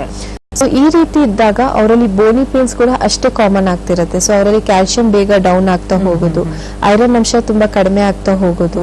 ಸೊ ಜಾಯಿಂಟ್ ಪೇನ್ಸ್ ಗಿಂತ ಹೆಚ್ಚಾಗಿ ಈ ರೀತಿ ಡಿಫಿಷಿಯನ್ಸಿ ಆದಾಗ ಅವರಲ್ಲಿ ಹೇರ್ ಫಾಲ್ ಜಾಸ್ತಿ ಆಗ್ತಿದೆ ಅಂತ ತುಂಬಾ ಜನ ಕಾನ್ಶಿಯಸ್ ಆಗಕ್ ಸ್ಟಾರ್ಟ್ ಆಗ್ತಾರೆ. ಡಾಕ್ಟರ್, ಇದ್ರ ಬಗ್ಗೆ ಮಾತಾಡೋಣ. ಒಬ್ರು ಕಾಲರ್ ಇದ್ದಾರೆ. ಹಲೋ, ನಮಸ್ತೆ ಅಮ್ಮ, ಸ್ವಲ್ಪ ಜೋರಾಗಿ ಮಾತಾಡಿ. ನಿಮ್ಮ ಹೆಸರು ಹೇಳಿ. ನಮ್ಮ ಹೆಸರು ದ್ರಾಕ್ಷಾಯಿನಿ ಅಂತ. ಓಕೆ, ಯಾವ ಊರಿಂದ ಕರೆ ಮಾಡ್ತಿದ್ದೀರಾ? ಬೆಳಗಾವ್ ಮೇಡಮ್. ಓಕೆ, ಏನ್ ಸಮಸ್ಯೆ ಇದೆ ಹೇಳಿ.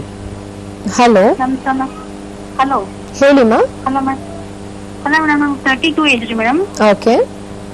ಹಾ ಮೇಡಮ್, ನಮ್ದು ಮೊಣಕಾಲ್ ನೋವು ಇದೆ ಮೇಡಮ್. ಅದ ಮೊಣಕಾಲಲ್ಲಿ ಮೆನಿಸ್ಕಸ್ ಅಂತ ಇರತ್ತಲ್ರಿ, ಅದು ಕಟ್ ಆಗಿದೆ ಮೇಡಮ್. ಸ್ವಲ್ಪ ಗಾಡಿ ಮೇಲೆ ಇಳಿಯುವಾಗ ಪ್ರೆಷರ್ ಇದು ಕಟ್ ಆಗಿದೆ ಮೇಡಮ್. MRI ಮಾಡ್ಸಿದ್ದೀರಿ.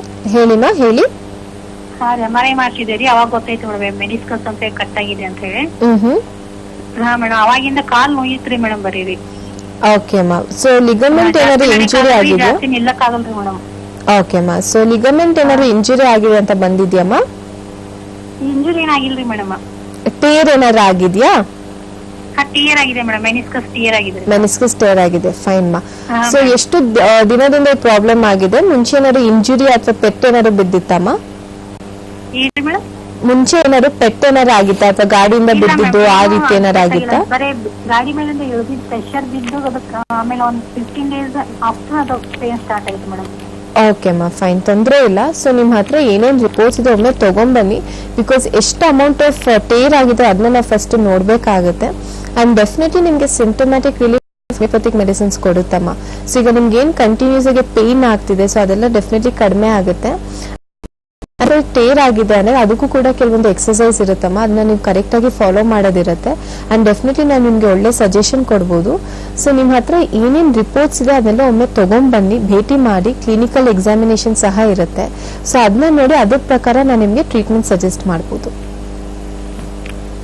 ಕರೆ ಮಾಡಿದ್ದಕ್ಕಾಗಿ ಧನ್ಯವಾದಗಳು. ಡಾಕ್ಟರ್ ಹೇಳೋ ಪ್ರಕಾರ ಒಂದ್ಸಲಿ ನೇರವಾಗಿ ಭೇಟಿ ಆಗ್ಬೇಕಾಗತ್ತೆ, ನಿಮ್ಮನ್ನ ಕಂಪ್ಲೀಟ್ ಎಕ್ಸಾಮೈನ್ ಮಾಡಿ ಅದಕ್ಕೆ ತಕ್ಕಂತ ಟ್ರೀಟ್ಮೆಂಟ್ ನ ನಾವು ಕೊಡ್ತೀವಿ ಅಂತ ಹೇಳಿದ್ದಾರೆ. ಸೊ ನೀವು ಮಾಡ್ಬೇಕಾಗಿರೋದು ಇಷ್ಟೇ, ಟಿವಿ ಸ್ಕ್ರೀನ್ ಮೇಲೆ ಕಾಣ್ತಾ ಇರುವಂತಹ ನಂಬರ್ಗೆ ಕರೆ ಮಾಡಿ ಅಪಾಯಿಂಟ್ಮೆಂಟ್ ಕಾಲ್ ನ ಫಿಕ್ಸ್ ಮಾಡಿಕೊಂಡು ಆದಷ್ಟು ಬೇಗ ಬಂದು ಡಾಕ್ಟರ್ನ ನೀವು ಭೇಟಿ ಆಗ್ಬೇಕಾಗತ್ತೆ. ಎಸ್, ಇನ್ನು ಆರ್ಥ್ರೈಟಿಸ್ ಕುರಿತಾಗಿ ಮಾಹಿತಿಯನ್ನ ನೀಡ್ತಾ ಇದ್ವಿ, ಮಾಹಿತಿಯನ್ನ ಮುಂದುವರಿಸ್ತೀವಿ. ಎಸ್ ಡಾಕ್ಟರ್, ನೀವು ಹೇಳ್ತಿದ್ರಿ ಆರ್ಥ್ರೈಟಿಸ್ ಪೇಷಂಟ್ ಬಗ್ಗೆ ಯಾವ ರೀತಿ ಆಗಿರುತ್ತೆ, ಯಾವ ರೀತಿ ಕಾಳಜಿನ ವಹಿಸಬೇಕಾಗುತ್ತೆ? ಹೌದು. ಸೊ ಅದೇ ರೀತಿ ಯೂಶಲಿ ಈಗ ಚಿಕ್ಕ ವಯಸ್ಸು ಮಕ್ಕಳಲ್ಲೂ ಕೂಡ ಆರ್ಥ್ರೈಟಿಸ್ ಸಮಸ್ಯೆ ಬರ್ತಿರೋದ್ರಿಂದ ಸೊ ಲೈಫ್ ಸ್ಟೈಲ್ ತುಂಬಾನೇ ಇಂಪಾರ್ಟೆಂಟ್ ಆಗುತ್ತೆ. ಬಿಕಾಸ್ ಎಷ್ಟೋ ಜನ ಏನ್ ಮಾಡ್ತಾರೆ, ಸೊ ಬರೀ ತಿನ್ನು ಮಲ್ಗು ಕೆಲ್ಸಕ್ಕೆ ಹೋಗು, ಸೊ ಇದೇ ರೀತಿ ಲೈಫ್ ಸ್ಟೈಲ್ ಆಗುತ್ತೆ. ಸೊ ಕೆಲವೊಬ್ಬರಲ್ಲಿ ಮೆಂಟಲ್ ಸ್ಟ್ರೆಸ್ ಜಾಸ್ತಿ ಇರುತ್ತೆ, ಮಾನಸಿಕ ಒತ್ತಡ ಜಾಸ್ತಿ ಇರುತ್ತೆ. ಈಗ ಸ್ಪೆಷಲಿ ಈಗ ಕಾರ್ಪೊರೇಟ್ ಫೀಲ್ಡ್ ಅಲ್ಲಿ ವರ್ಕ್ ಮಾಡೋರಾಗಿರ್ಬೋದು ಅಥವಾ ITs ಅಲ್ಲಿ ವರ್ಕ್ ಮಾಡೋರಾಗಿರ್ಬೋದು, ಪ್ರೈವೇಟ್ ಸೆಕ್ಟರ್ಸ್ ಅಲ್ಲಿ ವರ್ಕ್ ಮಾಡೋರಾಗಿರ್ಬೋದು. ಸೊ ಇವರಲ್ಲಿ ಸ್ಲೀಪ್ ಪ್ಯಾಟರ್ನ್ ಕೂಡ ಅಷ್ಟೇ ಚೆನ್ನಾಗಿರಲ್ಲ, ಶಿಫ್ಟ್ ವೈಸ್ ವರ್ಕ್ ಇರುತ್ತೆ. ಸೊ ಈ ರೀತಿ ಇದ್ದಾಗ ಸೊ ಬಾಡಿ ಯಾವಾಗ ರೆಸ್ಟ್ ಫೇಸ್ ಅಲ್ಲಿ ಇರ್ಬೇಕು, ಸೊ ಆ ಟೈಮಲ್ಲೇ ನಮ್ಮ ದೇಹ ಕೆಲಸ ಮಾಡ್ತಿದೆ, ವರ್ಕ್ ಮಾಡ್ತಿದೆ ಅಂದಾಗ ಸೊ ಡೆಫಿನೆಟ್ಲಿ ನಿಮ್ಮ ಬಾಡಿನಲ್ಲಿ ಸಾಕಷ್ಟು ವೇರಿಯೇಷನ್ಸ್ ಆಗಕ್ಕೆ ಸ್ಟಾರ್ಟ್ ಆಗುತ್ತೆ. ಸೊ ಇನಿಷಿಯಲಿ ಅರ್ಲಿ ಏಜ್ ಅಲ್ಲಿ ನಿಮ್ಗೆ ಏನೇ ಸಿಂಪ್ಟಮ್ಸ್ ಕಂಡು ಬರಲ್ಲ, ಬಟ್ ಏಜ್ ಆಗ್ತಾ ಆಗ್ತಾ ಡೆಫಿನೆಟ್ಲಿ ಸೆಲ್ಸ್ಗೂ ಕೂಡ ಏಜ್ ಆಗಕ್ಕೆ ಸ್ಟಾರ್ಟ್ ಆಗುತ್ತೆ. ಸೊ ಅದೇ ರೀತಿ ಎಷ್ಟು ಜನ ಚಿಕ್ಕ ವಯಸ್ಸರಲ್ಲೂ ಕೂಡ ಅಥವಾ ಮಿಡಲ್ ಏಜ್ ಇರೋರಲ್ಲೂ ಕೂಡ ಆರ್ಥ್ರೈಟಿಸ್ ಸಮಸ್ಯೆಗೂ ಕೂಡ ತುತ್ತಾಗ್ಬೋದು. ಸೊ ಒಂದು ಲೈಫ್ ಸ್ಟೈಲ್ ಮ್ಯಾನೇಜ್ಮೆಂಟ್ ಅಂತ ಹೇಳಿದಾಗ ರೆಗ್ಯುಲರ್ ಎಕ್ಸಸೈಸ್ ಮಾಡ್ತಾ ಹೋಗ್ಬೇಕಾಗತ್ತೆ. ಸೊ ರೆಗ್ಯುಲರ್ ಎಕ್ಸಸೈಸ್ ಜೊತೆಗೆ ಒಂದು ನಾವು ಆದಷ್ಟು ಇನ್ನೂ ಜಾಯಿಂಟ್ಸ್ ಡ್ಯಾಮೇಜ್ ಆಗದಿರಂಗೂ ಕೂಡ ನಾವು ನೋಡ್ಬೇಕಾಗುತ್ತೆ. ಸೊ ಈಗ ಸ್ಪೋರ್ಟ್ಸ್ ಪರ್ಸನ್ ಆಗಿರ್ಬೋದು ಅಥವಾ ಅಥ್ಲೀಟ್ಸ್ ಆಗಿರ್ಬೋದು, ಸೊ ನಿಮ್ಮಲ್ಲಿ ಏನಾದ್ರು ಆರ್ಥ್ರೈಟಿಸ್ ಸಮಸ್ಯೆ ಆಗಿದೆ ಅಥವಾ ಇತ್ತೀಚಿನ ದಿನಗಳಲ್ಲಿ ಈ ಜಿಮ್ ಪರ್ಸನ್ಸ್ ಅಥವಾ ಸ್ಪೋರ್ಟ್ಸ್ ಪರ್ಸನ್ ಅಲ್ಲಿ ನಾವು ಮೇನ್ ಆಗಿ ಫ್ರೋಸನ್ ಶೋಲ್ಡರ್ನ ಕೂಡ ಅಷ್ಟೇ ಕಾಮನ್ ಆಗಿ ನೋಡ್ತಾ ಇದೀವಿ. ಸೊ ಫ್ರೋಸನ್ ಶೋಲ್ಡರ್ ಬಂತು ಅಂದಾಗ ಅವ್ರಿಗೆ ಕೈ ಅಬ್ಡಕ್ಷನ್ ಮಾಡಕ್ಕಾಗುತ್ತೆ ಅಥವಾ ಅಡಕ್ಷನ್ ಮಾಡಕ್ ತುಂಬಾ ಕಷ್ಟ ಆಗ್ತಾ ಹೋಗುದು, ಕೈನ ಲಿಫ್ಟ್ ಮಾಡಕ್ ಕಷ್ಟ ಆಗುತ್ತೆ, ಹಾರ್ಟ್ ಸ್ಟಿಫ್ನೆಸ್ ಇರುತ್ತೆ. ಸೊ ಅದು ಲೆಫ್ಟ್ ಶೋಲ್ಡರ್ ಅಥವಾ ರೈಟ್ ಶೋಲ್ಡರ್ ಜಾಯಿಂಟ್ ಆಗಿರ್ಬೋದು. ಸೊ ಕೈ ಲಿಫ್ಟ್ ಮಾಡಕ್ ಕಷ್ಟ ಆಗುತ್ತೆ, ಭಾರ ಎತ್ತಕ್ ಕಷ್ಟ ಆಗುತ್ತೆ. ಸೊ ಸಾಕಷ್ಟು ಜನ ಕಂಪ್ಲೇಂಟ್ ಮಾಡ್ತಾ ಹೋಗ್ತಾರೆ. ಸೊ ಈ ರೀತಿ ಇದ್ದಾಗ ಯಾವ ಭಾಗ ಎಫೆಕ್ಟ್ ಆಗಿದೆ, ಸೊ ಆ ಭಾಗಕ್ಕೆ ಪದೇ ಪದೇ ನಾವು ಸ್ಟ್ರೈನ್ ಕೊಡ್ತಾ ಹೋಗ್ಬಾರ್ದು. ಸೊ ಬೈ ಚಾನ್ಸ್ ನಿಮ್ಗೆ ಆಸ್ಟಿಯೋ ಆರ್ಥ್ರೈಟಿಸ್ ಆಗಿದೆ, ರುಮ್ಯಾಟಾಯ್ಡ್ ಆರ್ಥ್ರೈಟಿಸ್ ಆಗಿದೆ ಅಥವಾ ಪ್ರೀವಿಯಸ್ ಕಾಲರ್ ಹೇಳ್ದಂಗೆ ಮೆನಿಸ್ಕೈ ಟೇರ್ ಆಗಿದೆ. ಸೊ ಈ ರೀತಿ ಇದ್ದಾಗ ಆ ಪರ್ಟಿಕ್ಯುಲರ್ ಜಾಯಿಂಟ್ಗೆ ನಾವು ಆದಷ್ಟು ಸ್ಟ್ರೆಸ್ ಕೊಡೋದನ್ನ ಅವಾಯ್ಡ್ ಮಾಡಬೇಕು. ಸೊ ಡೆಫಿನೆಟ್ಲಿ ಅದು ಕಷ್ಟ ಆಗ್ತಾ ಹೋಗುತ್ತೆ, but at the same time ಒಂದು ಡಯಟ್ ಮ್ಯಾನೇಜ್ಮೆಂಟ್ ಸಹ ನಾವು ಮಾಡಬೇಕಾಗುತ್ತೆ. ಸೊ ಈಗ ಎಷ್ಟೋ ಜನರಲ್ಲಿ ಫಸ್ಟ್ ಥಾಟ್ ಬರೋದು ಈ ಕಾಳುಗಳನ್ನ ತಗೊಂಡ ತಕ್ಷಣ ನನಗೆ ಜಾಯಿಂಟ್ ಪೇನ್ ಸ್ಟಾರ್ಟ್ ಆಗುತ್ತಾ ಅಥವಾ ಈ ವಾಯು ಪದಾರ್ಥದಿಂದನೇ ನನಗೆ ಜಾಯಿಂಟ್ ಪೇನ್ ಸ್ಟಾರ್ಟ್ ಆಗುತ್ತಾ? ಸೊ ಡೆಫಿನೆಟ್ಲಿ ಆ ರೀತಿ ಇರಲ್ಲ. ಸೊ ಈ ಕಾಳುಗಳಾಗಿರ್ಬೋದು, ಸ್ಪ್ರೌಟ್ಸ್ ಆಗಿರ್ಬೋದು ಅಥವಾ ಈ ವಾಯು ಪದಾರ್ಥ ತಗೊಂಡ ತಕ್ಷಣ ಇರೋ ಸಮಸ್ಯೆ ಟ್ರಿಗರ್ ಆಗಕ್ಕೆ ಸ್ಟಾರ್ಟ್ ಆಗುತ್ತೆ. ಸೊ ಪ್ರಾಬ್ಲಮ್ ಇರೋದು ಮೇನ್ ಆಗಿ ರಕ್ತದಲ್ಲಿ. ಸೊ ಆ ರಕ್ತದಲ್ಲಿ ಇಂಬ್ಯಾಲೆನ್ಸ್ ಆಗಿರೋದ್ರಿಂದ ನಿಮ್ ಬಾಡಿ ಕೂಡ ಅಷ್ಟೇ ಸೆನ್ಸಿಟಿವ್ ಆಗಕ್ಕೆ ಸ್ಟಾರ್ಟ್ ಆಗುತ್ತೆ. ಈ ರೀತಿ ಇದ್ದಾಗ ಡೆಫಿನೆಟ್ಲಿ ಯಾವುದೇ ರೀತಿಯ ಫುಡ್ ನೀವು ತಗೊಂಡಾಗ ಸೊ ಬಾಡಿನಲ್ಲಿ ರಿಯಾಕ್ಷನ್ ಆಗಕ್ಕೆ ಸ್ಟಾರ್ಟ್ ಆಗಿ ಸೊ ಹೈಪರ್ ರಿಯಾಕ್ಷನ್ ಆಗೋ ಚಾನ್ಸಸ್ ಹೆಚ್ಚಿರುತ್ತೆ. ಸೊ ಅದರಿಂದ ಆರ್ಥ್ರೈಟಿಸ್ ಸಮಸ್ಯೆಗೆ ನಾವು ತುಂಬಾ ಜನರಲ್ ಆಗಿ ಹೇಳೋದು ವಾಯು ಪದಾರ್ಥಗಳನ್ನ ಅವಾಯ್ಡ್ ಮಾಡ್ತಾ ಹೋಗಿ. ಸೊ ವಾಟರ್ ಇಂಟೇಕ್ ಜೊತೆಗೆ ನಾನು ಮೇನ್ ಆಗಿ ಹೇಳಿದ್ದು sleep pattern. Because sleep pattern ಎಷ್ಟು ಮುಖ್ಯ ಅಂದ್ರೆ 6 to 8 hours ಆಫ್ ಸ್ಲೀಪ್ ಮಾಡಲೇಬೇಕಾಗುತ್ತೆ. ಈಗ ಸ್ಲೀಪ್ ಪ್ಯಾಟರ್ನ್ ನಲ್ಲಿ ವೇರಿಯೇಷನ್ಸ್ ಆಗ್ತಿದೆ. ಎಷ್ಟೋ ಜನ 12 o'clock ಮಲ್ಕೊಳ್ಳೋಕೆ ಸ್ಟಾರ್ಟ್ ಮಾಡ್ತಾರೆ, 1 o'clock 2 o'clock. ಮೊಬೈಲ್ ಯೂಸೇಜ್ ಜಾಸ್ತಿ ಆಗ್ತಿದೆ ಇತ್ತೀಚಿನ ದಿನಗಳಲ್ಲಿ. ಸೊ ಆ ರೇಡಿಯೇಷನ್ಸ್ ಕೂಡ ಅಷ್ಟೇ ಒಳ್ಳೇದಲ್ಲ. ಸೊ ಈ ರೀತಿ ಇದ್ದಾಗ್ಲೂ ಸಹ ನಮಗೆ ಆರ್ಥ್ರೈಟಿಸ್ ಸಮಸ್ಯೆ ಬರೋ ಸಾಧ್ಯತೆ ಹೆಚ್ಚಿರುತ್ತೆ. ಸೊ ಸ್ಲೀಪ್ ಪ್ಯಾಟರ್ನ್ ನಲ್ಲಿ ವೇರಿಯೇಷನ್ಸ್ ಆಯ್ತು, ಜೊತೆಗೆ ಅನ್ಹೆಲ್ದಿ ಫುಡ್ ಹ್ಯಾಬಿಟ್ಸ್ ಆಗಿರ್ಬೋದು ಅಥವಾ ಅನ್ಹೆಲ್ದಿ ಹ್ಯಾಬಿಟ್ಸ್ ಇತ್ತು ಅಂದಾಗ್ಲೂ ಸಹ ನಿಮ್ ಲೈಫ್ ಸ್ಟೈಲ್ ಅಲ್ಲಿ ಏನಾದ್ರು ವೇರಿಯೇಷನ್ಸ್ ಇದೆ ಅಂದಾಗ ಅವರಲ್ಲೂ ಕೂಡ ಆರ್ಥ್ರೈಟಿಸ್ ಸಮಸ್ಯೆ ಬೇಗ ಬರ್ಬೋದು. ಸೊ ಇದರಿಂದ ನೀವು ಕರೆಕ್ಟ್ ಆಗಿ ಮ್ಯಾನೇಜ್ ಮಾಡಿ ಸೊ ನಿಮ್ ದೇಹಕ್ಕೆ ಸೂಟ್ ಆಗೋ ರೀತಿ ನೀವು ಎಕ್ಸರ್ಸೈಸ್ ಮಾಡೋದ್ರಿಂದ ಜೊತೆಗೆ ವೇಟ್ ಮ್ಯಾನೇಜ್ ಮಾಡೋದ್ರಿಂದ ಡೆಫಿನೆಟ್ಲಿ ನಿಮ್ಗೆ ಆರ್ಥ್ರೈಟಿಸ್ ಸಮಸ್ಯೆಯಿಂದ ಆದಷ್ಟು ದೂರ ಇರಬಹುದು. ಓಕೆ ಡಾಕ್ಟರ್, ಏನು ಒಬೇಸ್ ಇರುವಂತವ್ರಿಗೆ ಅಥವಾ ವೆಯ್ಟ್ ಹೌದು. ಜಾಸ್ತಿ ಇರುವಂತವ್ರಿಗೆ ಆರ್ಥರೈಟಿಸ್ ಸಮಸ್ಯೆ ಹೆಚ್ಚಾಗಿ ಬರುವಂತದ್ದು ಇದೆಯಾ? ಹೌದು, ಎಷ್ಟೋ ಜನ ಒಬೇಸ್ ಪೇಷಂಟ್ ಅಲ್ಲಿ ನಾವು ಫಸ್ಟ್ ನೋಡೋದು ಅವರಲ್ಲಿ ಯಾವುದೇ ರೀತಿಯ ಅಲೈಡ್ ಹೆಲ್ತ್ ಇಶ್ಯೂಸ್ ಇರಲ್ಲ, ಬಟ್ ಆದ್ರೂ ಕೂಡ ಬಾಡಿ ವೇಟ್ ಇಂದ ಅವ್ರಿಗೆ ಆಸ್ಟಿಯೋಆರ್ಥರೈಟಿಸ್ ಸ್ಟಾರ್ಟ್ ಆಗುತ್ತೆ. ಸೊ ಬಾಡಿ ವೇಟ್ ಇಂದ ಸ್ಪಾಂಡಿಲೋಸಿಸ್ ಸಮಸ್ಯೆ ಸ್ಟಾರ್ಟ್ ಆಗುತ್ತೆ.